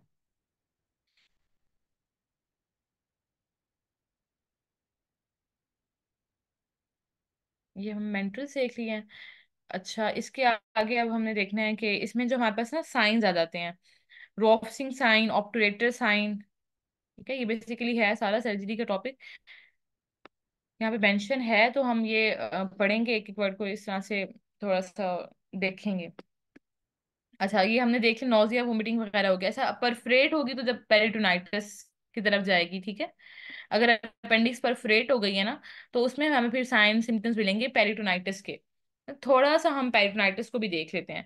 पेरिटोनाइटिस मतलब तो सिंपली यही है कि पेरिटोनियम की इन्फ्लेमेशन, ओवरऑल पेरिटोनियम की इन्फ्लेमेशन हुई है, उस एरिया में पेरिटोनियम की इन्फ्लेमेशन हो गई है।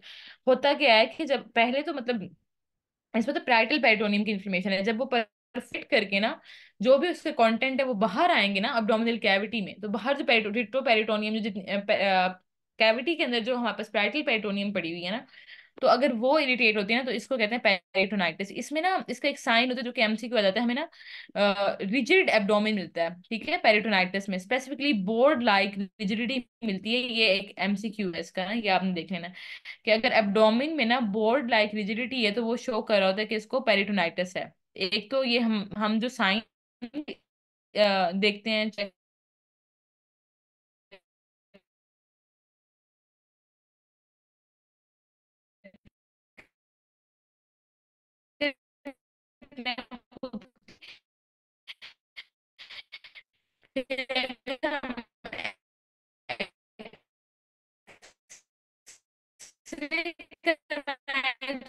एक्सरे में हमें एयर अंडर द डायल है, जिसके यहाँ पे इसमें साइन रहते हैं, psoas sign, obturator sign, Rovsing sign.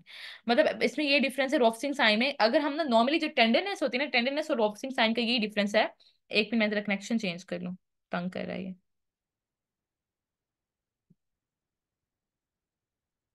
एक मिनट जस्ट।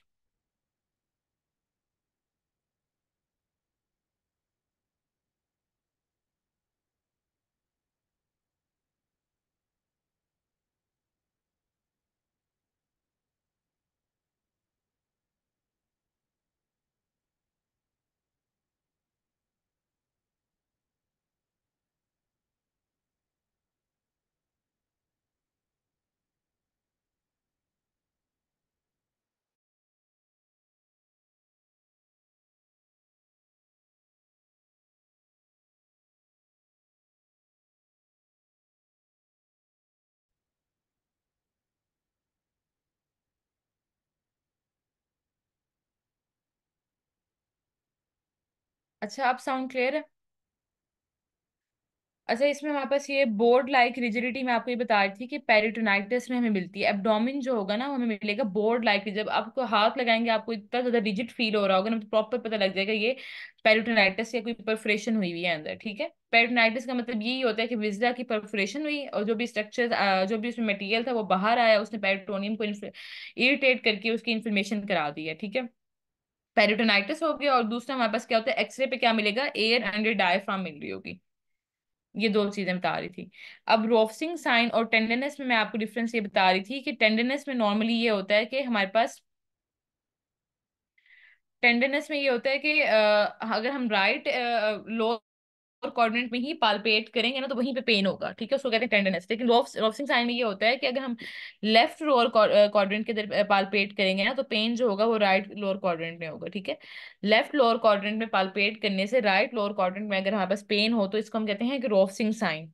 इसमें गार्डिंग भी आ जाए, और उसके अलावा गार्डिंग, रीबाउंड टेंडरनेस, वो तो हमें एग्जामिनेशन पे मिलेगी ना। गार्डिंग तो नॉर्मली ही अगर पेन होता है तो उस पर भी पेशेंट जो है वो कर रहा होता है, एब्डोमेन को थोड़ा सा उसने रिजिड किया होता है, ठीक है।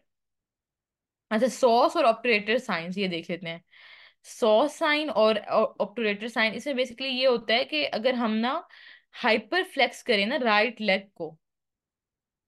लेग को अगर हाइपर फ्लेक्स करें तो उससे हमें ना पेल्विक रीजन में पेन होगा, ठीक है। ये स्पेशली ये दो साइंस जो है ना ये पेल्विक अपेंडिक्स के लिए होते हैं। अगर अपेंडिक्स पेल्विस में पड़ी हुई है ना तो ये उसके लिए होते हैं।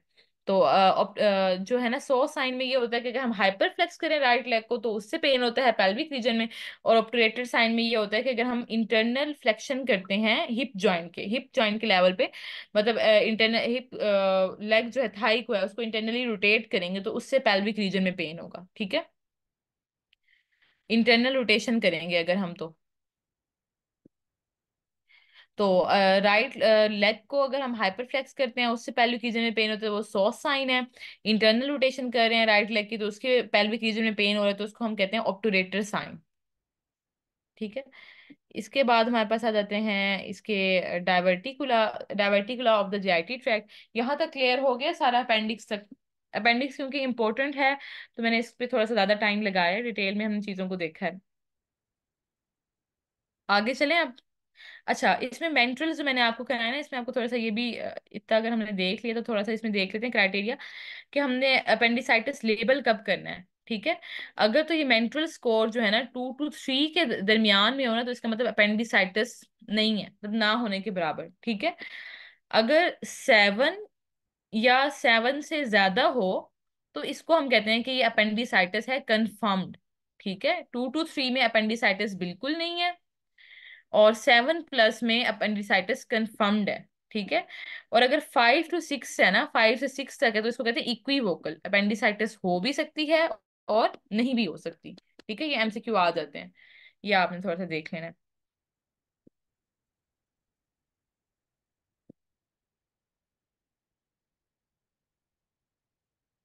ओके, अब आगे हमारे पास diverticulum of the GIT tract आ जाते हैं। इसमें हमारे पास ना डायवर्टिकुलम इसके लिए होता क्या है, ठीक है। इसमें ब्लाइंड पाउच है जो कि प्रोट्यूड कर रहा होता है फ्रॉम द एलिमेंट्री ट्रैक, और वो कम्युनिकेट करता है with the lumen of the gut से, ठीक है। मतलब अब ये हमारे पास ना फॉर एग्जांपल गट पड़ी है, कोई भी इमेजिन कर लेंगे। फॉर एग्जांपल ये मैंने कोलोन का ही देख लेते हैं कि असेंडिंग कोलोन बनाया हुआ है, ठीक है। एक मिनट,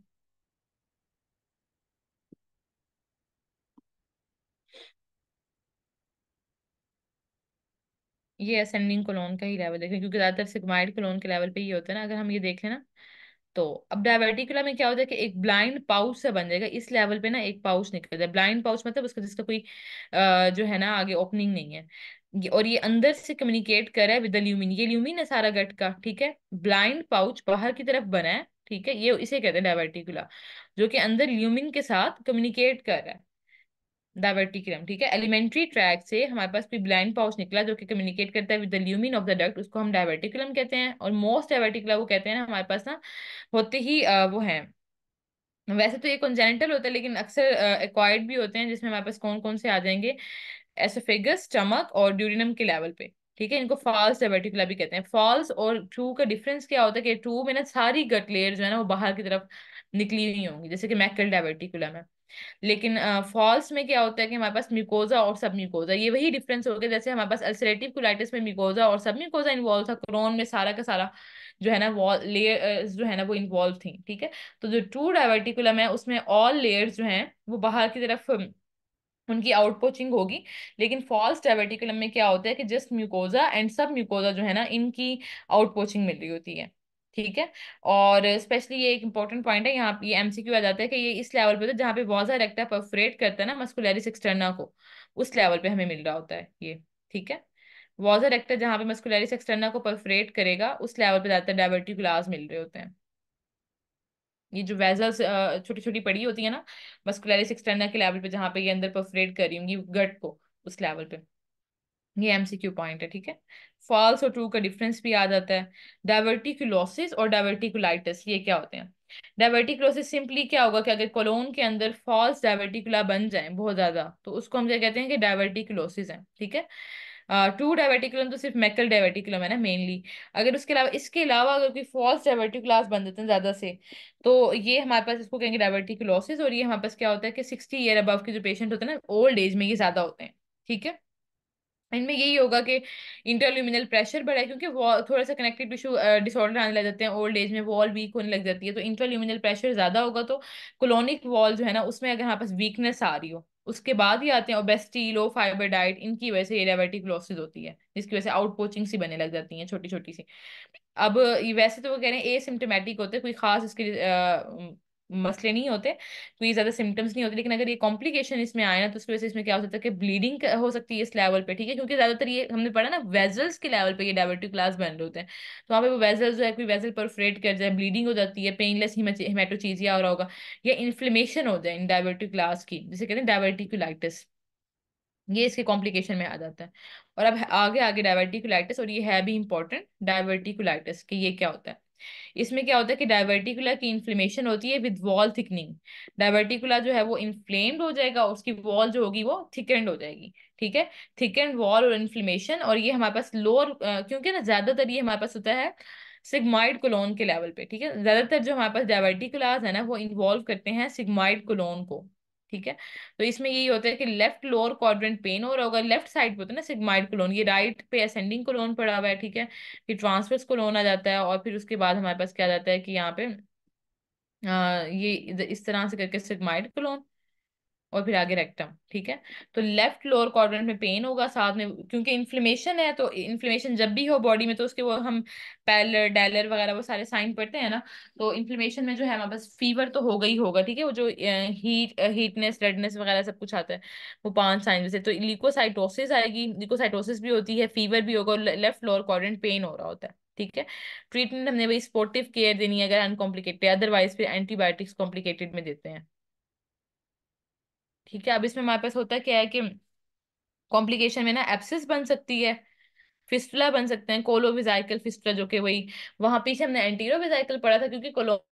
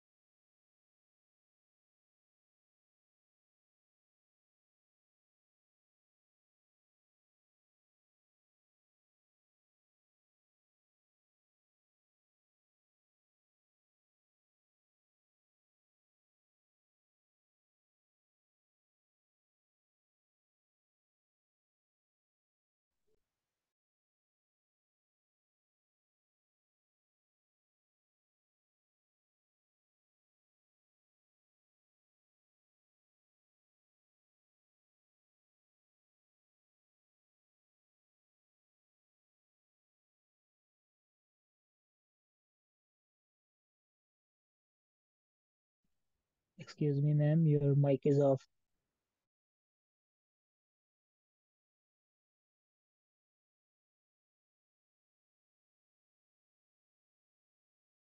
अच्छा सॉरी, मैंने माइक नहीं देखा, अच्छा ठीक है।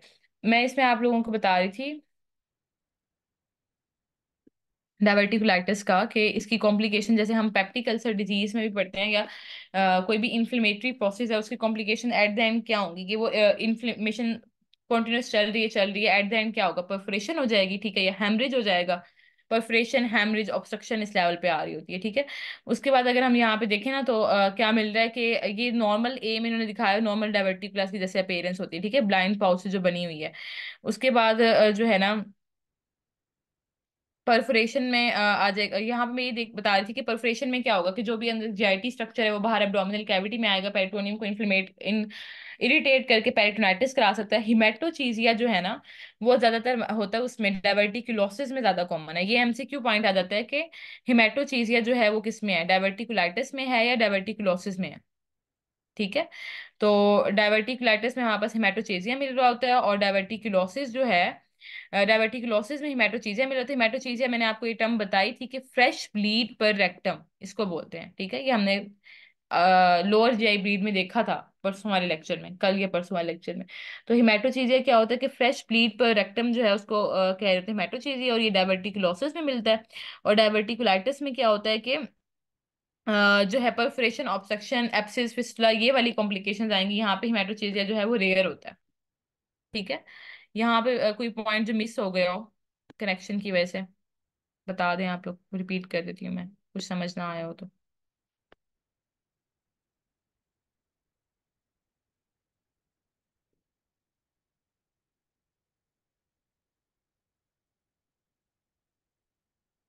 ओके।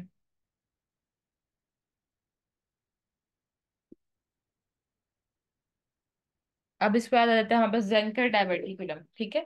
जेंकर डाइवर्टिकुलम बेसिकली क्या होता है कि एक फ्रेंजो एसोफेजियल फास्ट डाइवर्टिकुलम है। जैसे हम पीछे पढ़ के आए हैं कि एसोफेगस और स्टमक के लेवल पे हमारे पास फास्ट डाइवर्टिकुलास मिल रहे होते हैं। तो फ्रेंजो एसोफेजियल फॉल्स डाइवर्टिकुलम होगा ये, ठीक है। एसोफेजियल डिसमोटिलिटी की डिसऑर्डर में बेसिकली होता है ये। यहाँ पे इन्होंने यहाँ पे स्ट्रक्चर बना हुआ है, ऊपर फेरेंक्स और फिर नीचे एसोफेगस। अल्लाह, एक मिनट। अच्छा, ये इन्होंने बता फेरेंक्स के मसल्स दिखाए हुए हैं, ठीक है। फिर ये नीचे ये एसोफेगस सारी आ रही है, और यहाँ पे ट्रैक किया। तो अब ये होता है कि जो इसका ये मसल्स है, मसल्स के पीछे होगा इसका म्यूकोजा, ठीक है। तो होता ये है कि अगर एसोफेजियल डिसमोटिलिटी डिसऑर्डर है तो उसमें क्या होगा, यहाँ पे प्रेशर इन मसल्स में होता है एरिया ऑफ वीकनेस, जिसे किलियंस ट्रायंगल भी बोलते हैं, ठीक है। ये triangular area, area of weakness. यहाँ पे ना इंफीरियर फ्रेंजियल जो कंस्ट्रक्टर मसल है ना, इसी के ही दो मसल्स होते हैं, दो पार्ट, थायरोफ्रेंजियल एंड क्रिकोफ्रेंजियल पार्ट्स, ठीक है। ये थायरोफ्रेंजियल है और ये क्रिकोफ्रेंजियल है। तो ये ओवरऑल इसको कहते हैं इंफीरियर कंस्ट्रक्टर मसल, और ये थायरोफ्रेंजियल और दूसरे वाले इंफीरियर फ्रेंजियल इसके कंस्ट्रक्टर्स होते हैं। तो इनके दरमियान में यहाँ पे जो केलेंट ट्रायंगल है ना, यहाँ से जो इसका फेरेंक्स जो है ना, उसका म्यूकोजा जो है, अगर वो बाहर जो है प्रोलैप्स कर जाए तो इसको हम कहते हैं फ्रेंजो एसोफेजियल डाइवर्टिकुलम, या फिर फॉल्स, जो कि एक फॉल्स डाइवर्टिकुलम होता है। क्योंकि फॉल्स क्यों है, क्योंकि इसमें सिर्फ मिकोजा आ रहा है, ठीक है, बाकी लेयर्स नहीं आ रही। ऑल लेयर्स होंगी तो वो उसको ट्रू डाइवर्टिकुलम कहते हैं। अगर जस्ट मिकोजा, सब मिकोजा हो, तो वो फॉल्स डाइवर्टिकुलम होता है। तो इसके ये जो है हमारे पास प्रोलैप्स करके यहाँ से पीछे की तरफ हर्निएट कर जाएगा, ठीक है। अब इसमें होता क्या है कि ना, प्रेजेंटिंग सिम्टम्स में यही होगा, डिस्फेजिया, ऑब्वियसली फूड जो है वो स्टक कर जाएगी। जब यहाँ पे फूड स्वेलो करेंगे तो वो कुछ एसोफेगस की तरफ जाएगी, कुछ स्पाउस में जाके इकट्ठी होना शुरू हो जाएगी, ठीक है। ऑब्स्ट्रक्शन भी जाहिर सी बात है कि ऑब्स्ट्रक्शन भी जो अभी हम खाना खाएंगे तो वो ऑब्स्ट्रक्ट करेगा इस लेवल पे आके। गर्गलिंग साउंड, ये इसका ना एक इम्पोर्टेंट मतलब हिंट है इसका, फ्रेंजोएसोफेजियल डाइवर्टिकुलम का, या ज़ेंकर डाइवर्टिकुलम की एमसीक्यू में आ जाता है कि गर्गलिंग साउंड जो है ना स्पेसिफिकली मेंशन की होती है, वो सिर्फ इसी में होती है, ज़ेंकर डाइवर्टिकुलम में मिलती है, ठीक है। एस्पिरेशन हो सकती है, फाउल ब्रेथ इसमें आ रही होती है, ठीक है, नेक में मैस सा फील हो रहा होता है, और ये ओल्डर मेल्स में ज्यादा होता है। फिर इसके बाद आ जाता है मैकल्स डाइवर्टिकुलम। मैकल डाइवर्टिकुलम जो मैं आपको पहले भी बता चुकी हूँ कि ये एक ना ट्रू डाइवर्टिकुलम होता है, जिसमें ऑल म्यूकोजल लेयर्स आ जाती है, म्यूकोजा, सब म्यूकोजा, मस्कुलरिस एक्सटर्नी, सब कुछ, ठीक है। अब इसमें ये होता है कि persistence of white line duct जो है ना, ओम्फेलोमेसेंटेरिक डक्ट भी जिसको बोलते हैं, उसकी वजह से ये होता है, ठीक है। अब ये नॉर्मली यही होता है कि हमारे पास व्हाइट लाइन डक्ट जो है ना, उसने क्या कराना होता है कि हमारे पास योक सैक से कनेक्ट कराना होता है मिडगट के लूप को, ठीक है। नॉर्मली जो बेबी है in the mother abdomen of mother, तो उसमें वापस क्या होता है कि जो उसकी मिडगट की लूप है ना, ठीक है, किसी भी एक लूप को ना वो आगे से अपनी योक सैक के साथ कनेक्ट करके रखा होता है उसने, ठीक है, व्हाइट लाइन डक्ट के थ्रू। बाद वही एरिया बाद में वो अम्बिलिकस का एरिया बन जाता है, योक सैक वाला एरिया। तो अब इसमें यही होता है कि ये जो है ना व्हाइट लाइन डक्ट, इसने ना ऑब्लिटरेट कर जाना होता है नॉर्मली। इसकी ना अब डिफरेंट कंडीशंस हैं, अगर इसकी अब इसकी ना काफी डिजीजेज आ जाती हैं। एक तो हम मैकल डायबिटिकुलम पढ़ते हैं, इसमें ये होता है, ये ना पूरी ये इस तरह से बनी हुई है, ठीक है, ये एक व्हाइट लाइन डक्ट थी, ठीक है, ये सारी ऑब्लिटरेट हो जानी चाहिए थी, ये वॉल अलहदा हो जानी चाहिए थी, और ये सब कुछ अलहदा हो जाना चाहिए था। अगर ऐसा नहीं हुआ, ठीक है, तो अब इसमें ना क्या क्या क्या कंडीशन हो सकती है हम वो देख लेते हैं। या तो ऐसा हो जाता है कि पूरी की पूरी परसिस्टेंट रह जाए, ठीक है, अगर ये पूरी की पूरी परसिस्टेंट रह जाएगी ना, तो यहाँ से हमारे पास वो बन जाता है फिस्टुला बन जाता है, ठीक है, ओम्फेलोमेसेंटेरिक फिस्टुला बन जाता है, जिसमें होता ये है कि जो है नीचे से ब्लैडर को भी ये कनेक्ट करी होती है, तो अम्बिलिकस के लेवल से ना हमें वो सॉरी ब्लैडर को नहीं, ये जो है इसमें ये होता है कि जो फीसिस पड़े हैं ना यहाँ गट की ल्यूमिन में जो जाने हैं, वो इस रास्ते से ना अम्बिलिकस से बाहर आएंगे, सॉरी यूरिन नहीं, फीकल मैटर जो है ना वो अम्बिलिकस के लेवल से बाहर आ रहा होता है, ठीक है। ओम्फेलोमेसेंटेरिक फिस्टुला बना देगी ये, कि फीकल मैटर जो है वो अम्बिलिकस के लेवल से बाहर आएगा, अगर ये पूरी की पूरी परसिस्टेंट रह जाए, ये ऑब्लिटरेट ना करे। एक तो ये कंडीशन है, ये आप नोट कर लें, ये आ जाते हैं एमसीक्यूज में ना ये पॉइंट्स, ठीक है, अगर ये पूरी की पूरी परसिस्ट कर जाती है, फीकल मैटर अम्बिलिकस के लेवल से बाहर आएगा, इसको हम कहेंगे कि ओम्फेलोमेसेंटेरिक फिस्टुला। अब उसके बाद अदर होता है हमारे पास दूसरा, फिर ये है कि अगर तो ये ना हमारे पास इस तरह से हो कि इस एरिया में ना ये ओब्लिटरेट करेगी, ये हाफ एरिया में, और हाफ एरिया में ये परसिस्टेंट रह गई है, तो ये सिंपली मैकल डायवर्टिकुलम है, ठीक है। और उसके अलावा ये होता है कि अगर हमारे पास ना इस लेवल से भी ओब्लिटरेट कर जाए, यहाँ से भी खत्म हो जाए, यहाँ से भी खत्म हो जाए, तो दरमियान में ना एक सिस्ट सी बन जाती है, ठीक है, उसको कहते हैं ओम्फेलो मेसेंटेरिक सिस्ट, ठीक है। तीन कंडीशन है, एक तो ओम्फेलो मेसेंटेरिक सिस्ट बन जाएगी, ठीक है, जो दरमियान में होती है, जो कि गट वाले लेवल से भी ओब्लिटरेट हो जाएगा उसका पार्ट, और अम्बिलिकस वाले लेवल से भी ओब्लिटरेट हुआ होगा। या फिर पूरी की पूरी ओब्लिटरेट हो ही ना, ओम्फेलो मेसेंटेरिक फिस्टुला बना दे जिसमें फीसिस पर अम्बिलिकस आ रहे हो, ठीक है। या फिर सारी की सारी ओब्लिटरेट हो जाएगी, जो कि एक नॉर्मल कंडीशन है। एक ये देख लेना, व्हाइट लाइन डक्ट की परसिस्टेंट हो तो उसको ट्रू डायवर्टिकुलम कहते हैं। इसमें ना मोस्टली ये मिलता है हमें ना एसिड सिक्रीटिंग गैस्ट्रिक म्यूकोजा मिलता है। मतलब मैकल डायवर्टिकुलम के लेवल पे ना हिट्रोटोपिया होता है। हिट्रोटोपिया एक ऐसी कंडीशन होती है जिसमें जो मतलब जो नॉर्मल जो म्यूकोजा होना चाहिए ना, जो टिश्यू होता है उसमें ना एक्टोपिक कोई और टिश्यू आ जाए, मतलब जैसे कि हमारे पास गट में जो है ना गैस्ट्रिक म्यूकोजा तो नहीं होगा, लेकिन अगर गैस्ट्रिक म्यूकोजा का कुछ पार्ट हमें यहाँ पे आइलियम के लेवल पे, ये ज्यादातर होता है ना मैकल डायबिटिक में, आइलियम के लेवल पे गैस्ट्रिक म्यूकोजा का पार्ट नजर आ रहा है ना, तो इसको कंडीशन को कहते हैं हिट्रोटोपिया, जिसमें एक्टोपिक टिश्यू पड़ा हुआ है, ठीक है, आइलियम के अंदर। तो ये कह रहे हैं कि ectopic acid secreting gastric mucosa जो है ना वो भी यहाँ पे प्रेजेंट होता है, ठीक है। पेंक्रियाटिक टिश्यू भी हो सकता है एक्टोपिक, और एक्टोपिक गैस्ट्रिक टिश्यू भी इसमें आ सकता है। ये मतलब ये एक कॉन्जेनिटल डिजीज है, तो इसमें ये चीज ये प्रोन होता है कि इसमें ना हमारे पास एक्टोपिक हमें म्यूकोसाज मिले, ठीक है, या तो पेंक्रियाटिक टिश्यू का या फिर ना स्टमक का।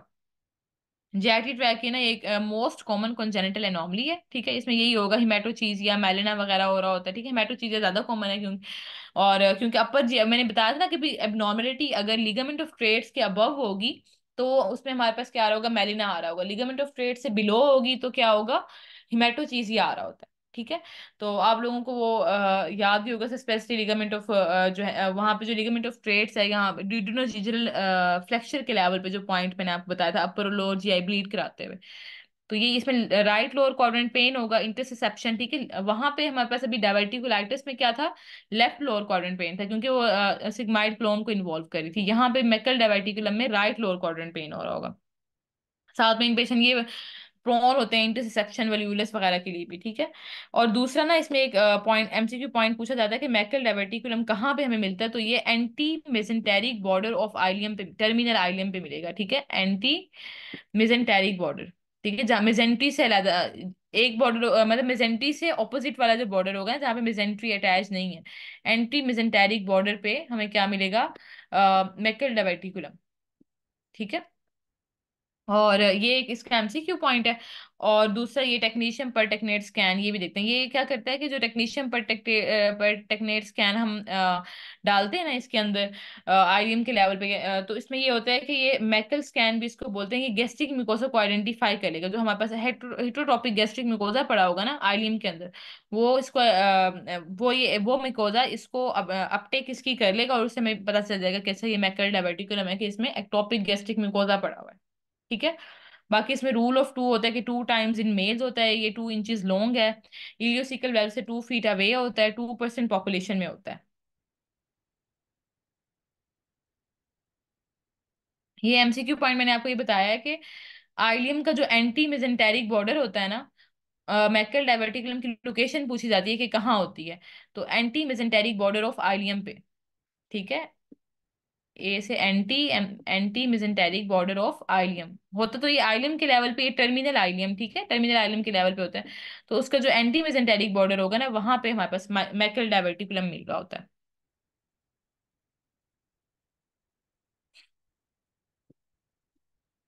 ठीक है, क्लियर, आगे चलते हैं। अब इसमें यहाँ पे समझते हैं कि हर्शप्रंग डिजीज। हर्शप्रंग डिजीज बेसिकली क्या होती है कि कॉन्जेनिटल मेगा कोलोन भी इसको कहते हैं, कि कोलोन जो है ना, ये आपको नजर भी आ रहा होगा कि इतना बड़ा हुआ है, ठीक है। कॉन्जेनिटल मेगा कोलोन, इसमें होता क्या है कि जो हमारे पास ना गैंग्लियन सेल्स होते हैं ना, enteric nervous plexus, Auerbach and Meissner plexus, इनकी इनहिबिशन की वजह से, ये इन्होंने मोटिलिटी करानी है ना गट की, आगे मोटिलिटी करानी है, फीसिस को आगे पास कराना है, तो कॉन्जेनिटली अगर ये मेंटेरिक प्लेक्सिस जो है ना वो एब्सेंट होता क्या है कि न्यूरल क्रेस्ट सेल्स जो है ना, वो माइग्रेट करके आते हैं न्यूरल ट्यूब के लेवल से, ठीक है। माइग्रेट करके आके यहाँ पे न्यूरॉन प्लेक्सिस बनाना होता है उन्होंने।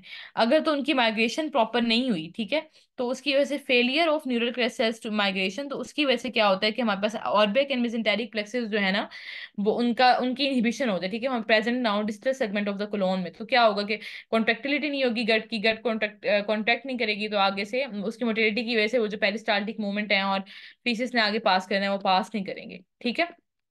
और ये एमसीक्यू आ जाता है कि ये आरएटी जो है जीन्स, इसकी म्यूटेशन के साथ एसोसिएटेड होता है हिर्शस्प्रिंग डिजीज, ठीक है। अब इसमें वापस क्या मिलेगी, बाइलियस वोमिटिंग मिलती है जब भी अब यही मैंने आप लोगों को बात बताई थी, जब बाइल का अगर स्टमक है ना, स्टमक में नॉन हाइपरट्रोफिक पाइलोरिक स्टेनोसिस में हमें नॉन बिलियस वोमिटिंग मिली थी ना, तो उसकी रीजन यही थी कि अभी बाइल तक तो वो ऑब्स्ट्रक्शन गई नहीं थी। अगर उसके बाद अगर कोई ऑब्स्ट्रक्शन आ रही है ना कोलोन के लेवल पे, जूजनम वगैरह के लेवल पे, तब तक तो बाइल की इन्वॉल्वमेंट आ जाएगी ना, तो हमें बाइलियस वोमिटिंग मिल सकती है, ज्यादातर इसमें बाइलियस वोमिटिंग होती है, ठीक है। और क्योंकि ना पेरिस्टाल्टिक मूवमेंट से प्रॉपर हो नहीं रही, डाइजेशन फूड की हो नहीं रही, तो बाइल जो है ना वो प्रॉपर बाहर आ रहा होगा वैसे ही। एब्डोमिनल डिस्टेंशन मिलती है, और पेशेंट जो है ना वो फेलियर टू पास मेकोनियम, जो बच्चा होगा with in 48 hours of the birth, जैसे ही बेबी पैदा हुआ है ना, तो वो 48 आवर्स के अंदर ही अंदर, 48 आवर्स में ना उसने मेकोनियम नहीं पास किया होगा, ठीक है। तो ये हमें देख लेना है कि with in 48 hours of the birth जो जो है हमारे पास बेबी, उसने मेकोनियम पास ना किया हो, ये भी एक इसका साइन होता है। इसमें हिस्पेंग ये आप देख भी रहोगे कि रेक्टम जो है ना, देखिए कोलैप्स हुआ पड़ा है, जब रेक्टम ही कोलैप्स फॉर्म में पड़ा हुआ है, आगे उसको मतलब वो फीसेस पास ही नहीं कर पा रहे, मोटिलिटी नहीं हो रही, यहाँ से मोटिलिटी होगी distal segment of the colon में, वो आगे फीसेस पास करेंगे तो रेक्टम तक आएंगे और बाहर मेकोनियम आएगा ना, तो इसलिए inability to pass meconium within 48 hours, ठीक है। और उसके बाद भी क्रॉनिक कॉन्स्टिपेशन चल रही है, जैसे ये एमसीक्यू बहुत ज्यादा आता है। अब जो होता है ना normal portion of the colon, वो proximal to the a ganglionic segment is dilated resulting in transition, तो ये इस तरह से आएगा कि अगर ये कोलोन पड़ा हुआ है ना, तो ये समझो ये हम ड्रॉ कर लेते हैं, ठीक है, ये है नॉर्मल पोर्शन, ठीक है। और फिर आगे से मसला जो है ना नीचे आया, तो जो नॉर्मल पोर्शन है ना वो डायलेट हुआ होगा, क्योंकि वहां तक तो फीसिस आ गई, आगे अंदर नहीं जा रही। और जो एक एंग्लियोनिक सेगमेंट है ना, वो कंस्ट्रिक्टेड फॉर्म में पड़ा होता है, वो इस तरह से कंस्ट्रिक्ट किया होगा। ये एमसीक्यू लास्ट में आता है, तो कहते हैं कि डायलेटेड, ये ना डिफरेंट एमसीक्यू है कि dilated portion of the colon में न्यूरॉन, इस तरह से पूछा जाता है कि न्यूरोनल प्लेक्सिस जो है वो प्रेजेंट होता है या नहीं होता, तो हम कहेंगे कि जो डायलेटेड पोर्शन है उसमें न्यूरोनल प्लेक्सिस जो है वो प्रेजेंट है, ठीक है।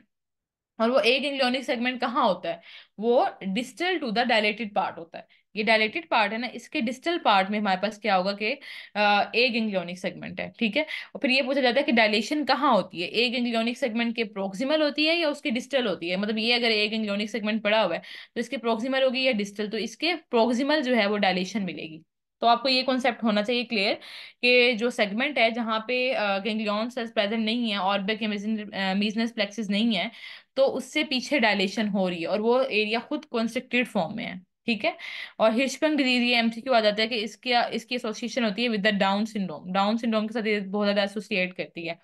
फिर इसमें क्या होगा कि जो फीसिस है ना, उनकी एक्सपल्शन ऑफ द फीसिस आती है, स्क्वर्ट साइन इसको बोलते हैं। मतलब अगर जब फीसिस आएंगे ना तो एकदम से आएंगे, मतलब एक एरिया आप देखें ना यहाँ पे तंग हुआ हुआ है और ऑब्स्ट्रक्शन हुई हुई है, तो पीछे से फोर्स, जो नॉर्मल एरिया है वो फोर्स लगाया जा रहा है कि इसको पुश करे, तो जब फीसिस आएंगे ना तो एकदम फोर्स से बाहर निकलेंगे। ठीक है, क्योंकि यहाँ पे उसको रुकावट थी ना, यहाँ से निकल नहीं पा रहे थे, फिजिक्स पास नहीं हो पाया था, तो पीछे से ये जो एरिया ना ज्यादा से ज्यादा फोर्स लगाएगा और एकदम से एक्सपल्शन की फॉर्म में फिजिक्स को आगे आगे पास करेगा। ठीक है। और डिजिटल रेक्टम एग्जामिनेशन पे अगर हम देखेंगे तो रेक्टम जो होगा ना वो एम्प्टी मिल रहा होगा ऑब्वियसली, क्योंकि पीछे से फीसेस आगे ही नहीं आ रहे, तो रेक्टम हमें इसमें एम्प्टी मिलता है, ये भी इसका साइन है। डायग्नोस कैसे करते हैं? गैंग्लियन सेल्स हमें एब्सेंट मिल रहे होते हैं on the rectal section biopsy पे, डिसेक्शन बेसिकली इसकी हम कर लेंगे। ठीक है, ट्रीटमेंट ये जो मेगा कोलोन वाला पार्ट, जो एक गैंग्लियोनिक सेगमेंट है ना, उसी को रिसेक्ट कर लेंगे ताकि वो मसला ना करे, प्रॉब्लम ना करा रहा हो। ठीक है। और आरईटी म्यूटेशन, ये भी इसका एमसीक्यू। अब हमने देख लिया एक तो डाउन सिंड्रोम के साथ एसोसिएशन, ये एक एमसीक्यू, स्कर्ट साइन दूसरा एमसीक्यू। ठीक है। और आरईटी जीन की म्यूटेशन तीसरा एमसीक्यू, इसमें था मेकोनियम 48 आवर में पास नहीं कर पा रहा, फोर्थ एमसीक्यू। और ये बहुत इंपॉर्टेंट, एक एंग्लियोनिक सेगमेंट कौन सा है, उसकी डिस्टल डायलेशन है या प्रोक्सिमल है, ये सारे जो है ना यहाँ से दो चार एमसीक्यूज बन जाते हैं, तो ये 5 टोटल एमसीक्यूज हैं यहाँ पे जो आते हैं अक्सर। ठीक है।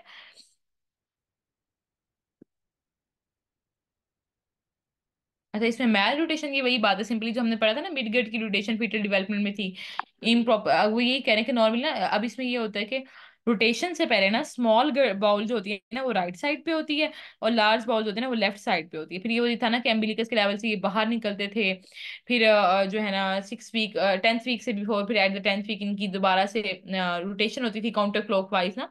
तो उसमें अगर वो रोटेशन नहीं होती, ठीक है, ये रोटेशन नहीं हो पाती, तो उसमें क्या होगा, स्मॉल बाउल राइट साइड पे रहेगी, और जो लार्ज बाउल है वो लेफ्ट साइड पे ही रहेगा, और यहाँ पे एक लार्ज बैंड बन जाता है, ये लार्ज इंटेस्टाइन स्मॉल इंटेस्टाइन और लीवर के दरमियान में।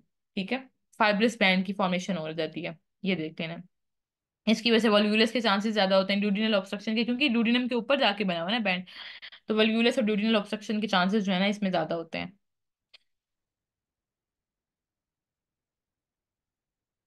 फिर आगे हमारे पास आ जाता है इंटरसेप्शन, ये बहुत ज्यादा इंपॉर्टेंट है। अच्छा, इंटरसेप्शन क्या होता है कि बेसिकली आप अगर देख रहे होंगे ना,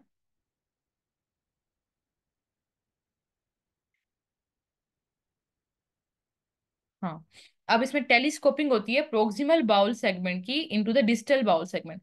अब जो मतलब पूरी ऐसे बाउल पड़ी है ना, तो ये है प्रॉपर, तो इसका जो प्रोक्सिमल वाला सेगमेंट है ना वो टेलीस्कोप करके इस तरह से अंदर की तरफ जाएगा, इन्वेजिनेट करके इस तरह से, ये ऐसा कुछ हो जाएगा। ठीक है, अंदर की तरफ इन्वेजिनेट करके डिस्टल बाउल सेगमेंट में टेलीस्कोप, ये आपको पिक्चर भी बनी हुई नजर आ रही है, telescoping of proximal bowel segment into the distal bowel segment, तो इसको हम कहते हैं, हाँ, इंटरसेप्शन। मोस्ट कॉमनली ये हमारे पास ना इलियोसीकल जंक्शन पे होती है, आइलियम और सीकम के। वैसे इसके ना डिफरेंट टाइप है, इलियो इलियल भी होती है। ठीक है, आइलियम का जो पार्ट है वो ही आइलियम के अंदर वेजिनेट कर जाए उसके अगले पार्ट में, इलियो इलियल। इलियोसिकल ये हमने देख लिया जो मोस्ट कॉमन है। इसके अलावा ना हमारे पास इलियो कोलिक भी होता है, कोलोन के साथ भी इसकी होती है इंटरसेप्शन, इलियो कोलिक भी होती है। और इसके अलावा हमारे पास क्या है, इलियोकोलिक के अलावा कोलोकोलिक भी होती है कि कोलोन का एक पार्ट दूसरे पार्ट में जाएगा, तो आइलियम जो है उसका प्रोक्सिमल पार्ट आइलियम के डिस्टल पार्ट में जा रहा हो, या आइलियम का वाला पार्ट जो है वो सीकम में जा रहा हो, इन्वेजिनेट कर रहा हो, या आइलियम जो है वो कोलोन में इन्वेजिनेट करी हो, या फिर कोलोन का प्रोक्सिमल पार्ट उसके डिस्टल पार्ट में जा रहा हो। ठीक है, इलियो इलियल, इलियोकोलिक, इलियोसिकल जो कि मोस्ट कॉमन है हम देख रहे हैं, कोलोकोलिक। ठीक है, ये चार हो जाती हैं, इलियोकोलिक, कोलोकोलिक, इलियोसिकल और इलियो। ठीक हो गया, इसकी 4 टाइप्स हैं। और इसमें होता क्या है, interception of proximal bowel segment into the distal bowel segment, जो कि हमें पिक्चर में नजर भी आ रहा है कि प्रोक्सिमल बाउल ना अंदर इन्वेजिनेट कर गए डिस्टल वाले सेगमेंट के अंदर। ठीक है, फिर इसमें ना थोड़ा सा आप इसमें ये देख लें कि इसके पार्ट्स होते हैं, एक एंटरिंग पार्ट होता है, ठीक है, ये जो एंटर कर रहा है अंदर की तरफ, एंटरिंग पार्ट। ठीक है, और फिर ये दूसरा आ जाता है इसका रिटर्निंग पार्ट, ये वाला अंदर वाला, ये रिटर्निंग पार्ट है। और फिर थर्ड हो जाता है शीथ कवरिंग पार्ट, ठीक है, जो इसको कवर कर रहा है। एंटरिंग पार्ट जहां से जो है ना गट अंदर एंटर हो रही है, फिर ये इसका अंदर वाला पार्ट हो जाता है रिटर्न, जहां से ये रिटर्न कर रही है, ये रिटर्निंग पार्ट है इंटरसेप्शन का। और बाद ये है शीथ पार्ट, जो कवरिंग पार्ट आ जाता है। ये तीन इसके पार्ट्स होते हैं।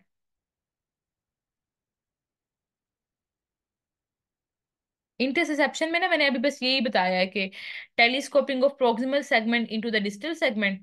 उसके बाद मैंने इसकी आपको जो है वो बताई हैं, चार टाइप्स बताई थी। इलियोसिकल, ठीक है, इलियो इलियल, मैं मैसेज में टाइप करके लिख देती हूँ। इसकी फोर टाइप्स बताई थी। इलियो इलियल,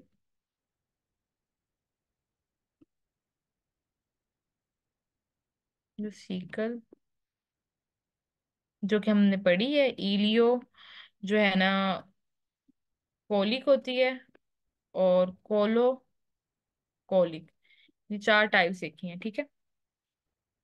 उसके बाद हम इसके ये पार्ट देख रहे थे कि इसमें एक ये एंटरिंग पार्ट है, ठीक है, फिर ये रिटर्निंग पार्ट है, और फिर ये इसके ऊपर कवरिंग शीट आ जाती है।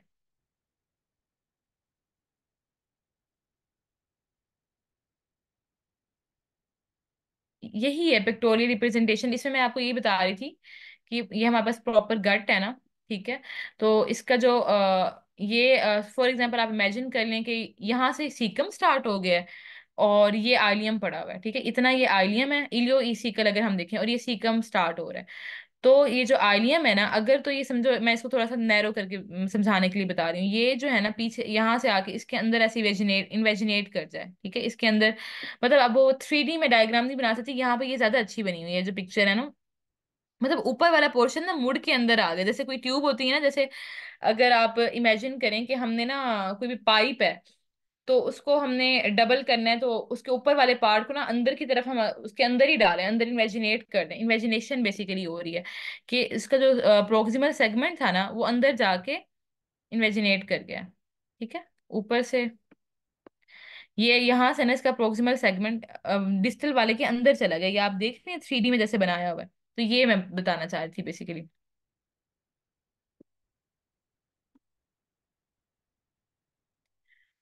इन्वेजिनेशन ऑफ टेलीस्कोपिंग का मतलब यही होता है कि वो जो ऊपर वाला पार्ट है ना उसके अंदर चला गया वॉल। मतलब फॉर एग्जांपल ऐसा हो सकता है ना, पहले तो इनका डायमीटर जो है सेम है दोनों ओवरऑल ट्यूब का, ठीक है।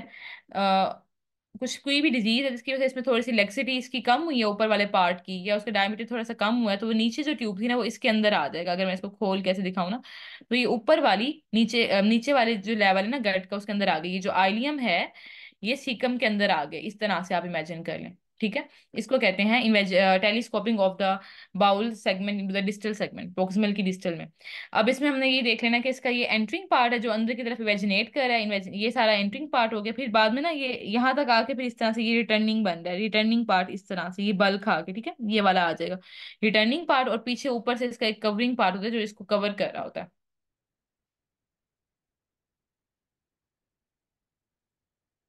हाँ जी, अपर पावर मूव कर जाएगा इन द लोअर वन, इस तरह से। अच्छा, उसके बाद हमने ये देखना है कि यूजली जो इंटरसेप्शन होती है ना इडियोपैथिक होती है, ठीक है। और लेस फ्रिक्वेंटली ये होता है क्योंकि आइडेंटिफाइबल लीड पॉइंट हो, ठीक है। आइडेंटिफाइबल लीड पॉइंट का मतलब ये है कि कोई ना कोई हमारे पास एबनॉर्मेलिटी हुई है जिसकी वजह से कोई वीकनेस हुई है वॉल में, और वहां पे टेलीस्कोपिंग हो गई है। अब इन्होंने उसकी रीजन भी बता दी है कि जो लीड पॉइंट्स होते हैं ना आइडेंटिफाइबल, ये बच्चों में अलग होते हैं और बड़ों में अलग, ठीक है। बच्चों में मैकल डायवर्टिकुलम हो सकता है आइडेंटिफाइबल लीड पॉइंट, या स्मॉल बाउल का हीमाटोमा होता है आईजी वेस्कुलाइटिस, ठीक है। और एडल्ट्स में क्या होता है कि इंट्राल्यूमिनल मैस या ट्यूमर, ये इनके लीड पॉइंट होते हैं जो कि इस एरिया में वीकनेस कराएंगे, और जो ऊपर वाला अबव वाला एरिया है ना वो अंदर जो है वो टेलीस्कोप कर जाएगा, ठीक है। उसके अलावा जो है रोटा वायरस, अब ये अक्सर आता है कि रेस्पिरेटरी ट्रैक का इन्फेक्शन हुआ है या रोटा वैक्सीन वायरस की वैक्सीन लगी है ना, उसके बाद एडिनो वायरस या रोटा वायरस का इन्फेक्शन जो है ना, वो इनके बाद क्या होता है कि पेयर पैचेस जो होते हैं ना आइलियम के अंदर उनकी हो जाती है हाइपरट्रॉफी, ठीक है। और फिर वो एज ए लीड पॉइंट जो है एक्ट करते हैं। तो ये थोड़ी सी इसकी आ जाएगी इटियोलॉजी, इसे रीजन क्या है। और उसके बाद हम देख लेंगे स्मॉल बाउल की। अब इसमें वापस मिलेगा क्या, साइन एंड सिम्टम्स क्या है। तो कॉजेज स्मॉल बाउल ऑब्स्ट्रक्शन वगैरह हो सकती है, ठीक है। इसमें होता है इंटरमीडिएंट एब्डोमिनल पेन, इंटरमीडिएंट होता है और सडन होता है, एकदम से एब्डोमिनल पेन होगा सडन, और इंटरमीडिएंट होगा। और ये इसका एक इम्पोर्टेंट मतलब बहुत ही फेमस और मोस्ट कॉमन एमसीक्यू है, करंट जेली स्टूल्स, ठीक है, इंटरसेप्शन में मिल रहे होते हैं currant jelly stools, red colour के स्टूल्स मिल रहे होते हैं ब्लडी। ये एमसीक्यू जाते हैं एग्जैक्टली में, क्योंकि इसमें म्यूकोजा भी आ रहा है, ब्लड भी आ रहा है, तो वो जेली टाइप अपीयरेंस आएगी स्टूल्स की, करंट जेली स्टूल्स ब्लडी ये नजर आ रहे होंगे। ठीक है। और इनमें ना हमें राइट एब्डोमेन के अंदर ना सॉसेज शेप मैस मिलता है, ये जो जिस तरह से गठ मुरी हुई पड़ी है ना, तो ये एक मैस की फॉर्म बना देती है। सॉसेज शेप मैस मिलता है इन द राइट एब्डोमिन। और पेशेंट जो है ना लेग को ड्रॉ कर होता है टू द चेस्ट, ताकि पेन को ईज कर सके। एक तो सॉसेज शेप मैस मिलता है, दूसरा ना इसमें राइट आइलिक फोसा में ना एम्प्टीनेस भी फील हो रही होती है, क्योंकि आइलियम का जो मतलब एक गट का पार्ट है वो मूव करके, फॉर एग्जांपल आप आइलियोसिकल में ही देख लें या कोलोन में, इलियोकोली के जो भी देखें, कि आइलियम का पार्ट खुद मूव करके मोबाइल होके उसमें दूसरी गट के पार्ट में चला गया हुआ है, तो वहां पे जो राइट लिकोसा में जो एरिया है ना वो एम्प्टी मिलेगा हमें। और वो है राइट एब्डोमिन है ना राइट साइड पे, थोड़ा सा आगे करीब, वहाँ सॉसेज मतलब जहाँ पे मैस है ना, इस तरह के पेशेंट्स ना मैंने बल्कि देखे भी हुए हैं अक्सर इमरजेंसी में। तो उसमें ये होता है कि थोड़ा सा ना मतलब लोअर एब्डोमेन वाले एरिया, अपर एब्डोमेन करके ना थोड़ा सा वहां पे मैस पड़ा होता है, और उसके पीछे जो राइट एलिफोसा प्रॉपर जगह बनती है ना, वहां पे एम्प्टीनेस होती है, और प्रॉपर मतलब आपको ऐसे पेशेंट्स मिलते हैं सॉसेज शेप वाले इंटरसेप्शन वाले ना बच्चों में, करंट जेली स्टूल्स उनकी कंप्लेन होगी, एब्डोमिनल पेन सडन किस्म का होगा, एकदम से अचानक शदीद किस्म का पेन होगा, और वो जो है ना इमरजेंसी में आएंगे। तो उनमें यही होगा कि राइट अपर एब्डोमेन में उनको मैस मिल रहा होता है, और राइट एलिफोसा में एम्प्टीनेस फील हो रही होती है। उसके अलावा सीटी स्कैन या अल्ट्रासाउंड कराएंगे ना, तो उस पर टारगेट साइन मिलता है, ये बहुत इंपॉर्टेंट बात है। ठीक है, टारगेट साइन ये इस तरह से होता है ना कि ये टारगेट साइन, जिसमें वो जो गट है ना वो इस तरह से कुछ नजर आएगा दरमियान, मतलब पहले गट लूप वो इन्वेजिनेट की हुई है, तो वो इस तरह से करके आ रहा होता है कि गट लूप जो है इस तरह से बनी हुई है ना, मतलब उसने इन्वेजिनेट करके आई हुई है, तो इस तरह से ना टारगेट फॉर्म में आएगा कि ये इस तरह से साइन मिल रहा होगा। ठीक है, अल्ट्रासाउंड पे काफी बड़ा सा डोनेट शेप भी कहते हैं उसको, टारगेट साइन भी बोलते हैं। तो ये इसका ये आदत है एमसीक्यू में, डोनेट साइन मिल रहा है इंटरसेप्शन में, या टारगेट साइन मिल रहा है, और सॉसेज शेप मैस मिल रहा है, राइट एलिक फोसा में एम्प्टीनेस मिल रही है। ये सारे एमसीक्यू पॉइंट्स हैं। ठीक है, यहाँ तक क्लियर है अब?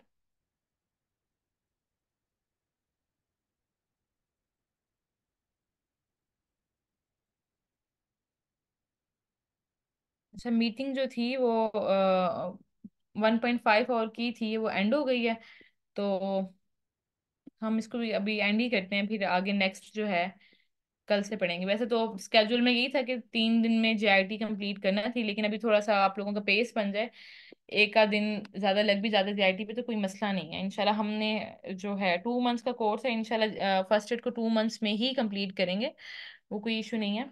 तो एक आध दिन ऊपर नीचे हो जाए चैप्टर का तो कोई मसला नहीं, हम मैनेज कर देंगे। ठीक है।